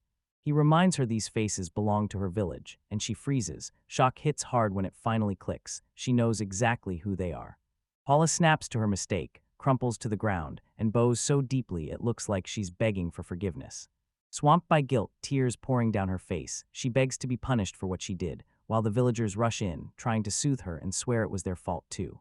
Still shaking with emotion, Paula insists on owning the mess, but he snaps in fast, shutting her down and ordering her to step out and let him handle the conversation. She finally calms down, nods quietly and steps back, while the villagers stare, baffled by their odd little exchange as he gets ready to straighten everything out with them. The villagers scramble to apologize, clearing up the mess they caused. And he told him it all kicked off because of Mia, everything traced back to her, when she didn't come back to the village. After they heard she'd slipped off to the river with them, panic hit hard, and they rushed out to find her. Then the villagers told them what happened when they finally arrived. Monsters burst out of that creepy cave, and they panicked right before they tore into the threat, expecting the worst. After that explanation hits, they lean in and fire back questions. What's inside that cave, and what kind of creatures are lurking there? Seeing the whole mess click into place, he snaps everyone's attention into him and steps up to reveal the truth behind that hole they crawled out of. When he reveals the cave was actually just a hidden pool of magical energy. The villagers stare in disbelief as the truth hits. Monsters have been hiding under their village the whole time, so panic detonates across the streets. As the elder tries to soothe the chaos, the truth crashes in hard, then he snaps to a conclusion: a barrier. It must have been lurking inside that cave, invisible to everyone, until someone finally stumbled on it, and that's why the villagers are now losing their minds in panic. As the whole crowd whips around and looks to their village chief for answers, they burst out asking what to do next, while the old man sits there in stunned silence, weighing every move. He bolts to the Lord and begs him to hear the discovery at once, then demands they launch a real investigation. Once they confirm the danger lurking under the village, the chief slams down a warning: one day they might have to burn their bridges and flee their home for good, leaving the villagers reeling with shock and rage at the thought of being forced to abandon their home. Some scream that the discovery invited disaster, while others rally to defend him, shouting how many years they poured into building the village from nothing, because as the tension spikes, that sinking fear hits everyone at once. What if this is where it all finally ends? He snaps into the realization, remembering that even inside the game, the state of the villages can tip the whole world off balance. By fixing their problems and boosting the village's spirits, they managed to slow the disaster creeping closer. Now losing this village feels way too close. Danger is creeping in fast. He realizes that if this village goes down, the coming calamity will slam into everyone all at once. Then the horror hits, losing the villagers, his family, and everything they built, while he stays silent and wrestles with the consequences. He strides up, tells everyone to hold up, and instantly yanks the villagers' attention his way. With a locked-in, unshakable look, he spills the truth. This whole time, they dove into the magic energy pool to save the village, and then determination hardens in his chest, no turning back. With the royal capital calling and his family waiting, he steels his resolve and pushes to win over the whole village. He swears he'll make the villagers see the truth, no matter what it costs. He stood right in front of the villagers and the chief, ready to face whatever came next. He rips the silence apart and declares the village still has a fighting chance. While confusion rips through the village, he finally starts spilling the real truth about the magic energy pool buried beneath their feet. He finally lets it slip, beneath the village, that magic energy pool isn't just power, it's the secret doorway into the underground labyrinth. A secret trove overflowing with rare resources and priceless treasures, just begging to be found. He drags the crystals he snatched from the labyrinth into view as hard proof, staring at those rare materials firsthand, while the villagers freeze in stunned silence. Staring in total disbelief, they finally spot it, an unbelievable fortune hidden right under their village. Staring at the crystal, the villager's eyes widen. He realizes it's a rare, glowing gem worth a fortune. When he drops the bombshell that even one tiny piece is worth 50 gold coins, enough to keep the whole village fed for months, the crowd freezes, completely stunned by what they've just heard. He hauls out a bunch of giant containers and hands them right over to the villagers. He tells them to take a taste of what's inside, so with hearts pounding, they pop the bottles open and cautiously sip, only to find it's just water, and they're instantly stunned. The villagers gulp down the water, and the moment it hits, energy rips through their bodies, leaving them staring in shock while pure excitement explodes through the crowd. The protagonist stays cool as he explains that this underground labyrinth hides materials you can turn into magic stones, and even everyday essentials, too. So when the villagers finally pass those bottles around, they're stunned, saying they haven't tasted water this good in months. Villagers freeze in disbelief at the mountains of materials and treasure laid out in front of them, while the young man calmly lays it all on the table. Every single thing came straight from the underground labyrinth. The shock hits hard, and then one villager blurts the only question that matters. If that place was packed with monsters, how in the world did they claw their way through and return alive? But some villagers couldn't wrap their minds around it. How could someone like him wipe out monsters all by himself? With a cool tone, he tells them the truth. He wasn't battling alone. His dependable allies had his back. The villagers bring up the terrifying monsters that the elf girl was controlling earlier, admitting they're insanely strong, but they also point out those allies weren't around for him at the start. He's left confused, and they press harder, demanding to know how he pulled it off before he ever met them. The young man thrusts Mia forward and hypes her up as a ridiculously gifted mage, and Mia beams, throwing her arms wide like she's soaking up every last compliment.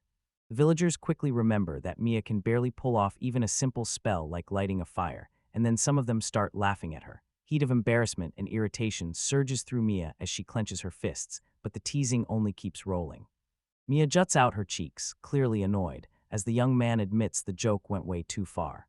Then he drops his calm voice and urges her to show everyone. With a cocky grin, Mia strides forward and shouts that she's already changed, fully transformed into someone new. Then she spins like a showstopper and boasts that her right now could wreck any monster in seconds, while the villagers freeze and stare in total shock. Mia snaps her hand forward like she owns the sky, confidently declaring she's finally a great mage. Then she strikes a bunch of over-the-top poses, clearly gearing up to unleash raw, world-shaking magic. Right away, the villagers start heckling her again, laughing that from that far she can't even hit a fireplace, while Mia keeps fiddling with her stance, desperate to look unstoppable until someone snaps, "Quit posing and cast the spell already." When the villagers keep sneering at what could have changed, Mia finally drops the act, jabs her hand forward, and unleashes a blazing spiral of magic that rips through the air in a roaring vortex. That sudden blast of power hits like a thunderclap, and every villager freezes in pure shock. Where confidence stood a second ago, stunned silence now takes over. Mia hurls a blazing spell straight at the wall, and the whole impact leaves the villagers frozen in stunned silence. And when that reaction still isn't enough, she tightens her grip and fires off another cast. With a fresh blast, she tears through the air, and the magic races straight toward the house nearby, sending everyone into full-blown panic as they scream for her to stop. After nearly setting the whole house on fire, Mia gets berated, straight up warned that if she causes trouble like that again, she'll be kicked out of the village. Mortified and fighting back tears, she drops to her knees in silence as the villagers stare at her, stunned by how she suddenly got so strong. The young man leans in and tells you Mia's brand new power is born from the art of transmutation. The young man leans in with total confidence and declares, "With my power, we'll take on the monsters and then dare the labyrinth itself." He refuses to call it a disaster. He calls it the village's golden chance, because if they charge straight into the labyrinth, it could unlock unlimited resources and leave everyone back home staring in shock at his insane, bold plan. The villagers erupt into an argument. Some get fired up and shout that if Mia can battle monsters, then maybe they can too. They snap at everyone to calm down and tell them to wait, because the Lord's about to decide. But another villager slams the brakes, warning that if they turn in the chance, the Lord will crush them with brutal taxes. So the crowd surges around the village chief, begging him to lead them and fight for their home themselves. The village chief sat there in dead silence, then finally spoke with full weight behind every word. With a stone-faced stare, he apologizes, then shuts down the labyrinth challenge proposal like it's the last thing he'll ever entertain. He declares that the villagers' safety comes first, and the young man is left staring at the audacity of his choice. The chief slams the warning down. They can't afford to shrug off the monster threat. He's locked in on his decision, and he won't bend. The young man finally understands. No matter what he tries, the chief's resolve won't budge. Later, it all clicks. Turns out the chief's family was once hunted by monsters from the nearby forest. His daughter vanished without a trace, and his grandchild's been sick ever since. Once he understands the chief's brutal past, the young man finally gets why those monsters terrify him so badly. But he refuses to back down, because the village's safety and the people he loves are on the line. Steeling himself, he steps forward and forces out the words again. With a swaggering grin, the young man beckons the chief to follow, straight into the labyrinth with them. The moment he suggests it, everyone's shocked. Then the villagers explode into furious protest, screaming that he's trying to murder the chief, while the chief himself just freezes in total disbelief. Mia wastes no time backing it up. She swears that with their teacher watching and her own progress already showing, this plan might finally work. He tells the chief, if you see that labyrinth with your own eyes, you'll finally get it. He even teases that something lurks inside the labyrinth, and he wants the chief to see it with his own eyes. Then he just stays calm and asks for his answer. After a quick moment of thought, the chief finally slams down his decision, eyes hard, voice steady, as he tells them if they insist so fiercely. Then he won't hand it off. Determined to call the shots himself, he commits to going and checking the labyrinth firsthand. The chief grabs a deadly bone spear, carved from the bones of a skeleton dog, and steps into monster fight mode.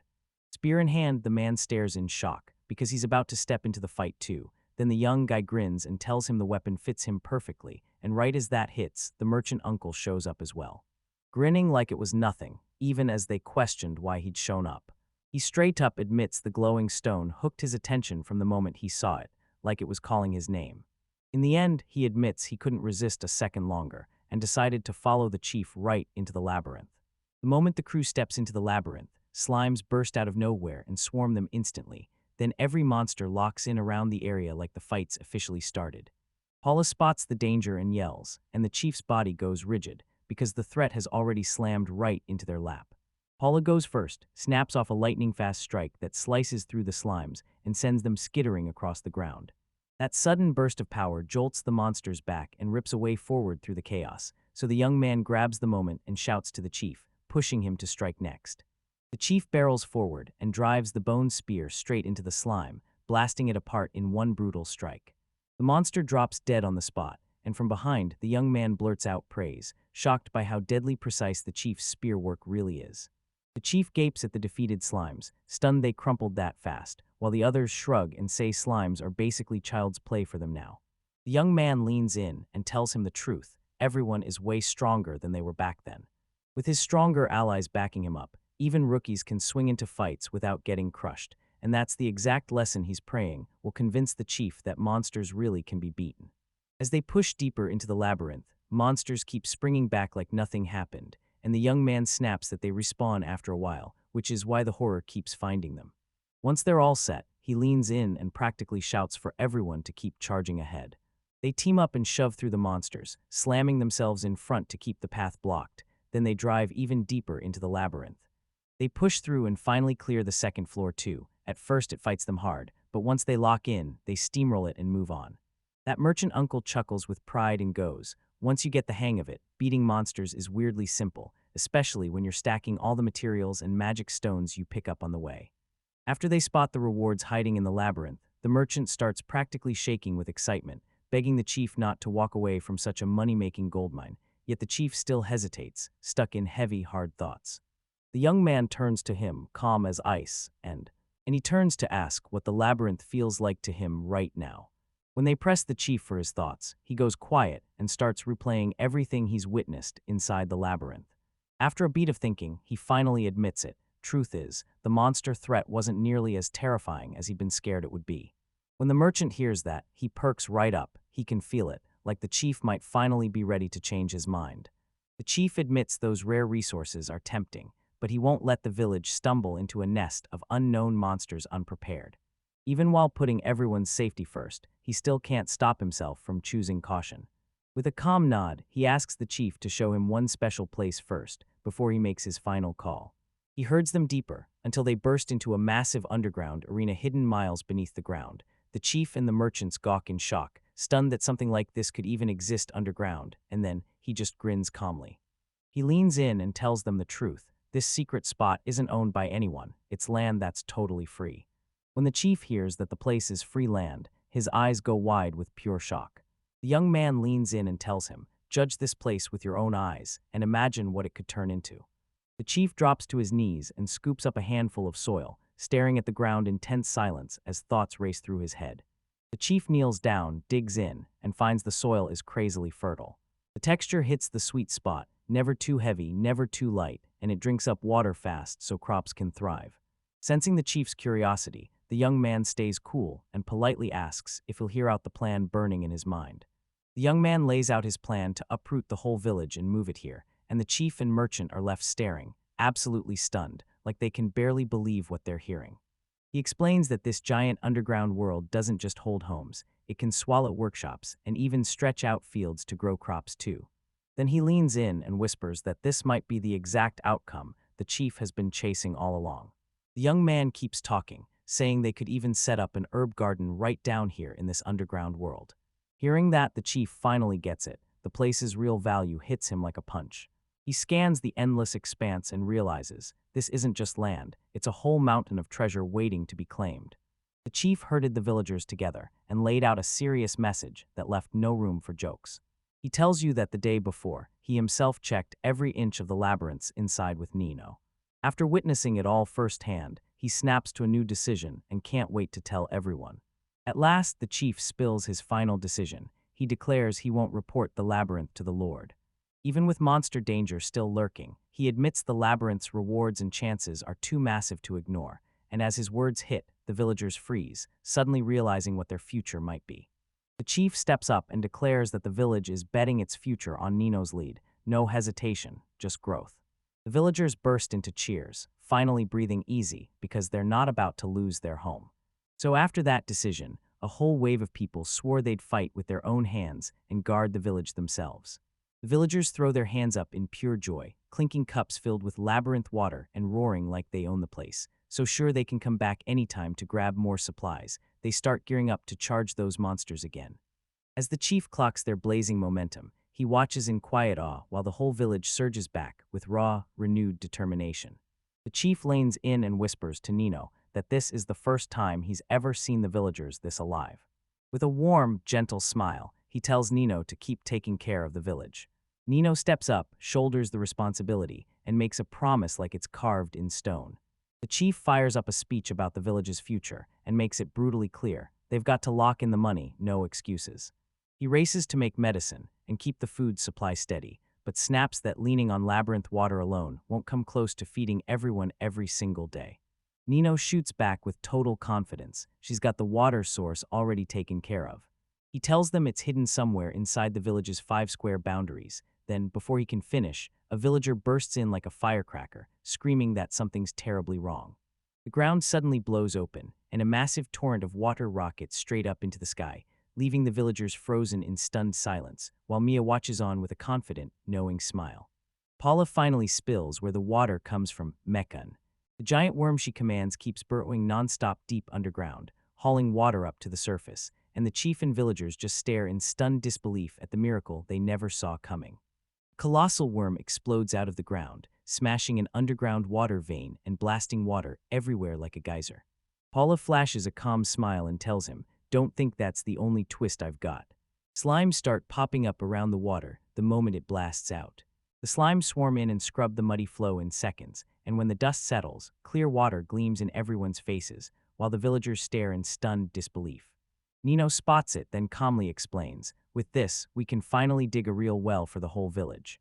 Nino tells them that when he first showed up, he spotted the busted remains of a half-finished well, and instead of letting it die, he mapped out a crazy plan: fill it by enlisting monsters to help, so once the water's locked in, the village gets a steady supply for ages.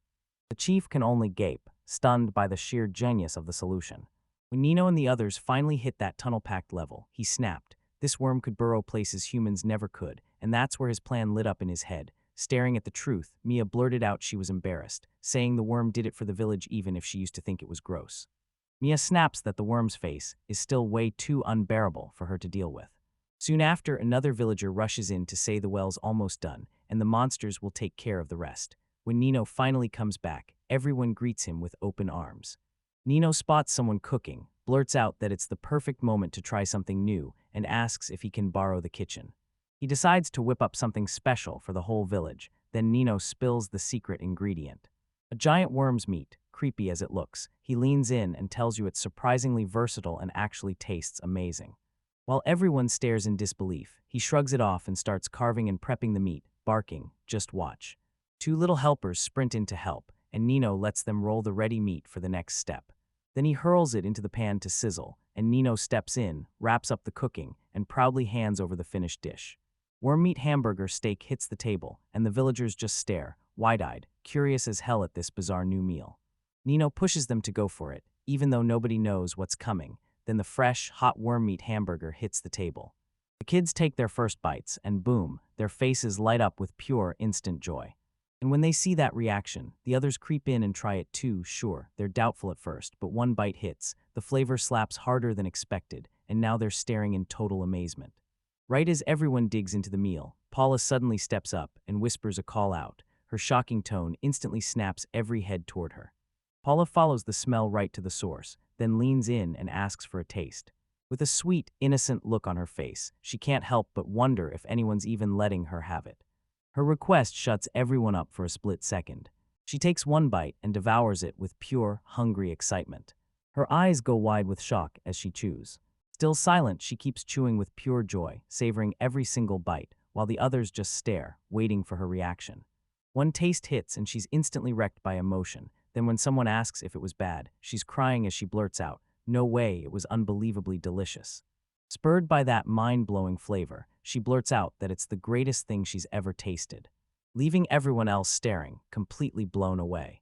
That smell pulls the villagers in like a magnet, and before anyone can stop them, they're standing there, curious, taking bites right out of the dish. One by one, like the world was counting down each heartbeat. They're stunned by how rich and silky it tastes, and right away they realize, oh wow, this stuff is insanely delicious. The villagers crowd in and devour the dish in one breath, then burst out praising the flavor like it's the best thing they've ever tasted. With the success in hand, they finally decide sauteed worm meat is getting added to the village menu. While everyone's loving every bite, Mia flat out refuses to try it, stuck on her inability to look past how it looks. Life in the village finally starts to settle in. Food, water, and supplies are locked down, and everything feels steadier than it ever did before. As Nina watches the lively villagers bustling around, it hits her quietly. Everything is finally lining up the way it's supposed to. The villagers crowd together, cheering like crazy, and every smile says the same thing. Pure joy is finally hitting them all at once. He can't help but feel like the village just jumped forward another level. The next morning, the calm shatters. Footsteps thunder in as people rush up, shouting his name like it's an emergency. The very next morning, the whole village barrels into the house, yelling over who got there first, and he's left standing there, totally baffled. What's happening? As soon as they start yelling, they all demand, "Let me talk to you too." The villagers can't wait. They demand to be taken into the labyrinth right now. Blindsided by their sudden energy, he just stands there, stunned, while everyone pushes to do it all right now together. Abyssman swaggered, bragging about how he wiped out monsters back home, while the other guy grinned and showed off how tough he'd become from hard farm work. An elf boasts that he's the perfect pick and swears he's deadly with a bow. Then an older man just calmly says he once trained in swordsmanship for the Night Order. The crowd swells louder by the second as more people thrust their hands up, screaming that they want in too. The crowd throws their hands up to go, but he stops them cold and says the labyrinth can't swallow everyone at once. Then he pauses, thinking. He narrows it down to just 3 people. That announcement hits the group like a lightning strike, and everyone's left reeling. They're left staring in total disbelief at the sudden limit, and then the participants are gathered and ordered to sink their entire will into lighting the device. Step after step, they test it, but most can't get the thing to power on. If you don't have magic power, they shove you aside, and then you're forced into mock battles, swinging wooden swords like it's the real thing. A grin flashes across his face as he steps forward and loudly declares, "I'm your opponent," setting off the mock battle. 2 fighters collide, wooden swords cracking through the air. He kept trading lightning-fast hits, and once he studied that clash for a moment, he had to admit it. His skills were legit, because hands is seriously dangerous with a sword. The man says his sword skills were forged on trade runs, sword-first survival against bandits and monsters, and after the mock battles, the next test slams into place. Paula unleashes her tamed beasts and launches them straight at the candidates. Instant panic erupts as the creatures come charging, kicking off the next round of the selection for the upcoming expedition. Right after the trials, the expedition gets its pick, 3 people are chosen, and the adventure finally kicks off. Johan the swordsman, pure danger wrapped in steel. Simon the warrior and Leona the mage, 2 legends handpicked by fate, celebrating the luck they just got. While the ones left behind crumble in frustration and sink into despair. Hamo fumes that they left him out, bragging that back home everyone knew him as the slime killer. They shrug him off, then start pushing the idea to ditch him and move on without him. While the crew gears up for the expedition, Hamo keeps blasting at them, warning they're about to regret this choice. The expedition kicks off, and they mow down monsters in seconds, snatching up valuable materials as they go. As they slice through the wild wilderness, they scramble to grab potions and every resource they can find along the way. They finally climb up to a towering ridge, lean over the edge, and stare into a massive world spread out before them, stunned by just how far the land stretches. One of them points out that turning absolutely nothing into farmland on a huge stretch of land won't be easy, but with a grin, the plan clicks into place. This land is going to become farmland. As they stare down at the land, the ground rips open under them. Bam! A gigantic monster tears out of the earth, its massive jaws snapping toward their faces, and the whole group panics as the attack hits. He finally realizes it's a deadly heart-stopper. Then the monster rips through the ground, churning everything beneath it. They drive off, leaving the whole area ripped and perfectly plowed, and the group just stands there, gaping in disbelief at what they pulled off. Paula cuts through the tension and says, "No, this is Mikun."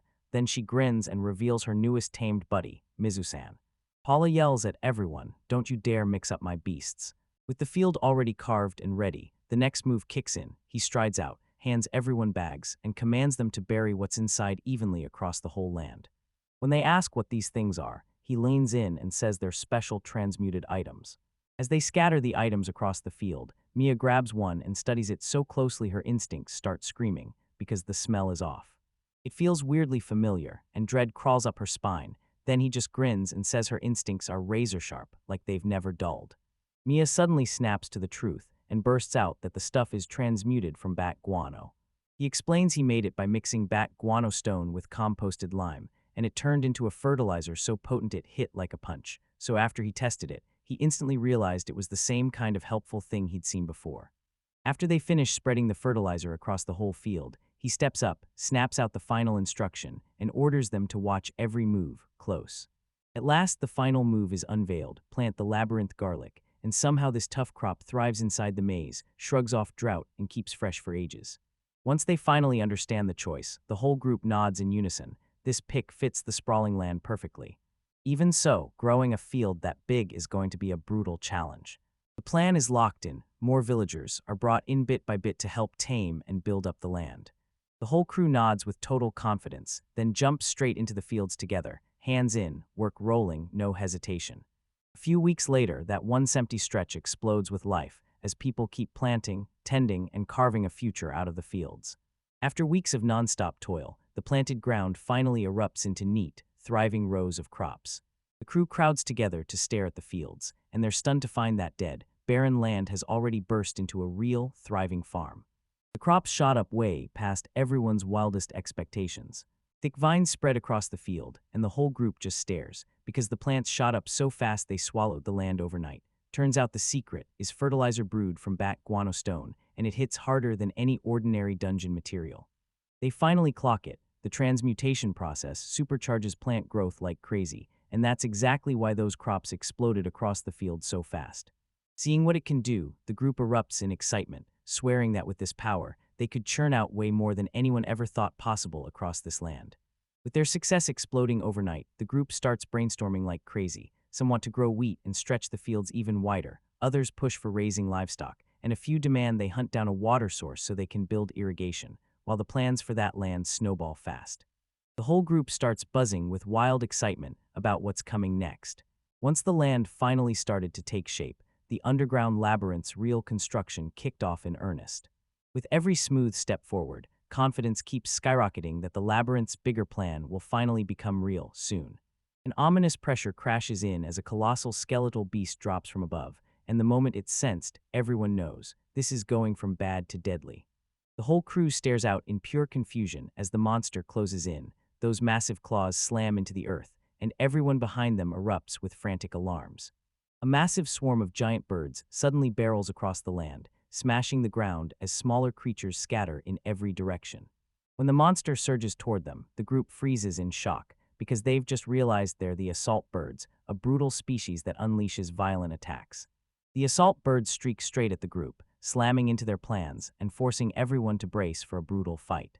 These monsters can unleash a petrification spell, and once their rage kicks in, they drop anyone instantly. The group snaps to it. If they don't take down those birds fast, the creatures will fully spiral and turn everything into stone. As the assault birds roar closer and closer, frantic orders get shouted out in seconds. Mia is ordered to blast with fire magic, while Paula gets told to unleash her tamed beasts. Because these monsters have weak magic resistance, they snap into a counterattack right away, gunning to drop as many birds as they can. The whole group snaps into a tight, defensive line fast. As the assault birds scream forward, mages surge to the front to unleash spells, while the fighters slip into place behind them, ready to cut down any survivors that get left standing. Hellbent on saving the fields, they grind day and night, hammering their future into the ground. Everyone barrels forward to meet that incoming flock head-on. The mages snap their spells into the air, blasting the assault birds apart, while the fighters surge forward, weapons ready to finish the job. They move as one, cut down a bunch of those creatures, and drive the flock back into place. Once the tide turns, they realize their strength is finally more than enough to weather the attack and shove the monsters away from the fields. After wiping out a bunch of those assault birds, they snag an orb from one of the fallen monsters, and before anyone can blink, it gets instantly transmuted. As the magic kicks in, a colossal bird crashes into view ahead, standing its ground when the rest all back away, and everyone snaps to the same conclusion. This monster is the flock's boss. The giant bird finally emerges, and boom, it's the flock's boss, looming over the battlefield like it owns the sky.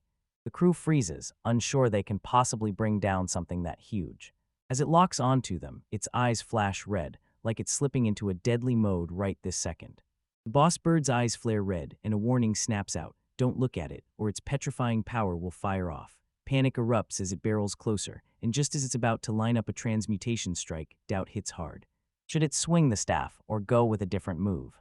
Just as the decision is about to happen, a shout erupts Paula, and that giant bird barrels toward her. When the giant bird lunges, he shoots forward, shoves Paula to the ground, and just barely slips out of the creature's stare. The blow scrapes past by a hair. Right after, he darts to her side and demands if she's okay, but the others shout at her to keep moving. Don't turn around and meet the monster face first. The boss bird snaps forward again, an enormous eye locking onto him from inches away, while it closes the distance, and the threat hits like instant doom. Too late, he realizes what's happening, and terror hits his face as the attack slams down. A massive bird slams in for the kill, but right before it hits him, it jerks to a stop, and the impact crumples into an invisible barrier wrapped around his body. The others freeze in shock. Somehow that hit gets stopped and repelled before it can even touch him. Even though the attack got blocked, the petrification curse starts crawling all over his body. His body starts hardening into stone, and the second everyone clocks it, panic explodes. People scream that he's getting petrified and they have to save him right now.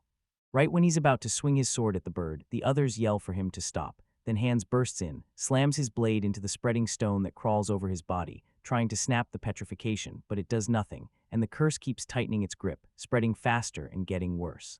Paula strides forward and with a calm voice tells Mikun to act, because a beast this powerful can shatter that wicked spell in seconds. The others hover on edge, shouting his name and praying he's still okay.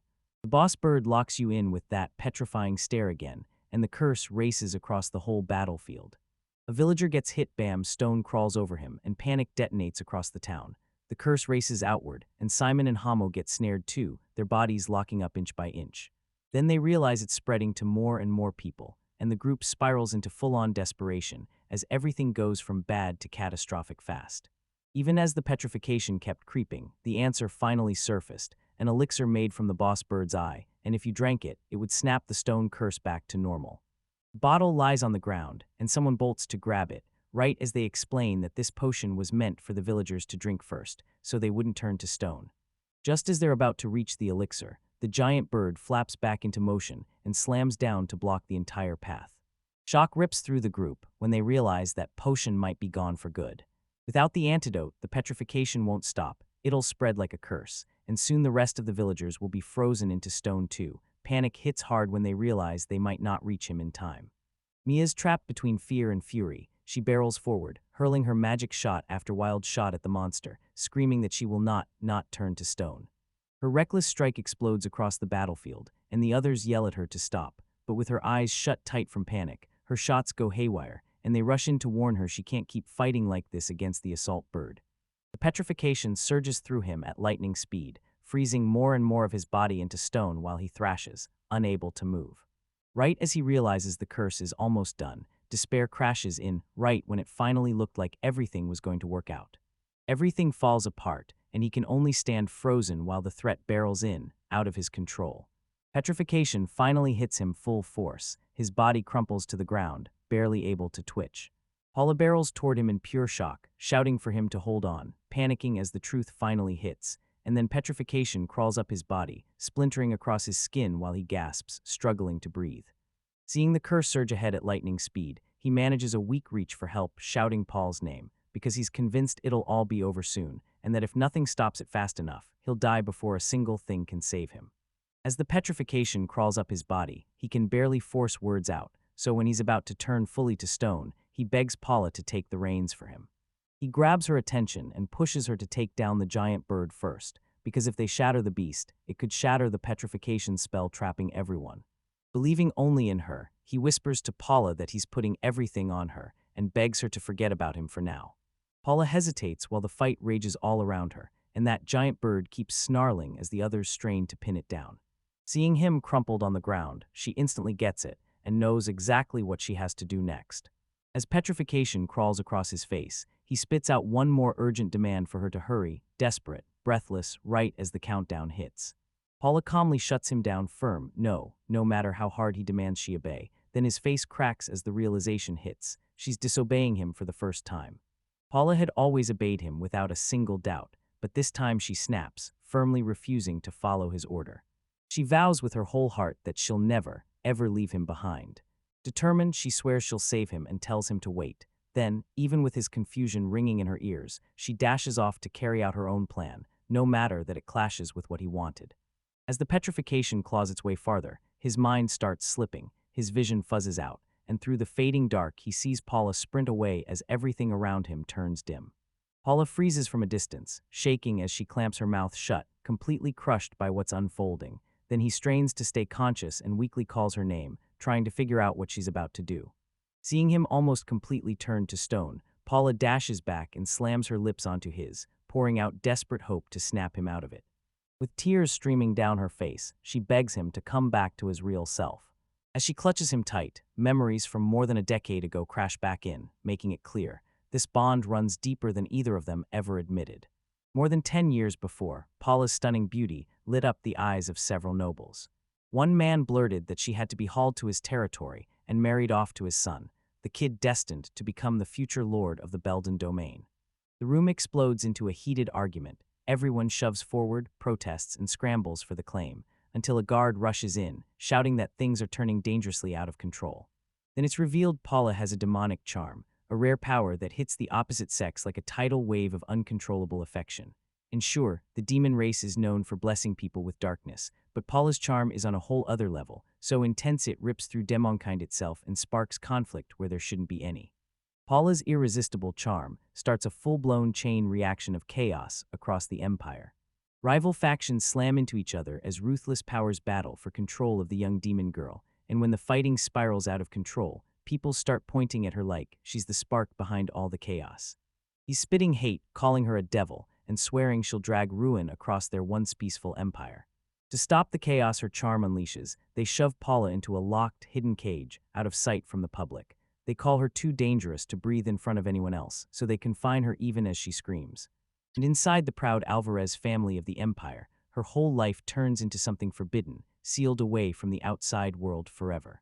While kids her age studied in groups or trained with swords, Paula was locked away so tight that she wasn't even allowed to hear her own name spoken, by anyone, even her family.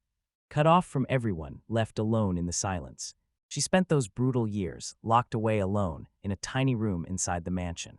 Stuck watching the outside world from a distance, Paula's trapped in her own room, living the same quiet routine day after day, alone at the window, eating in total silence. And losing track of time, page after page with those books.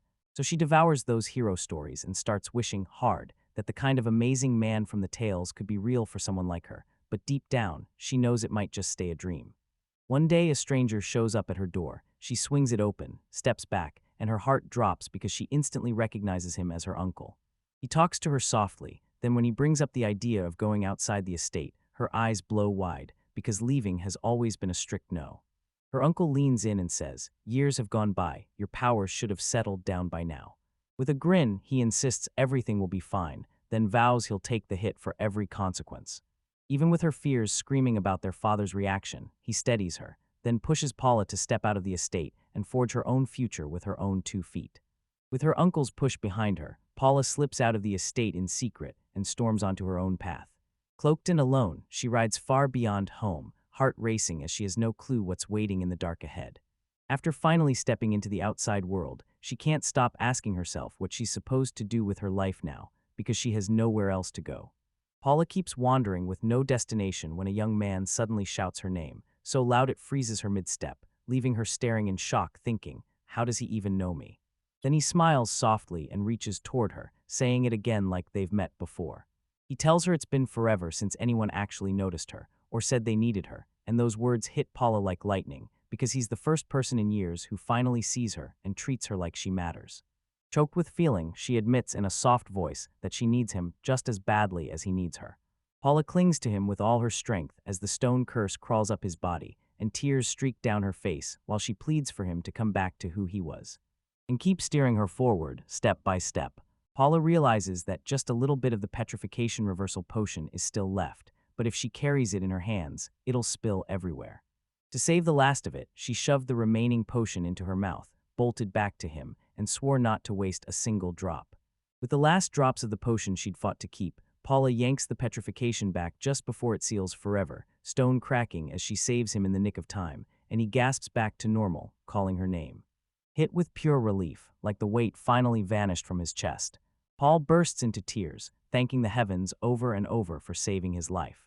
And when he finally realizes what she did for him, he thanks her with all his heart, because if Paula hadn't had the guts to stand up, they would have lost everything.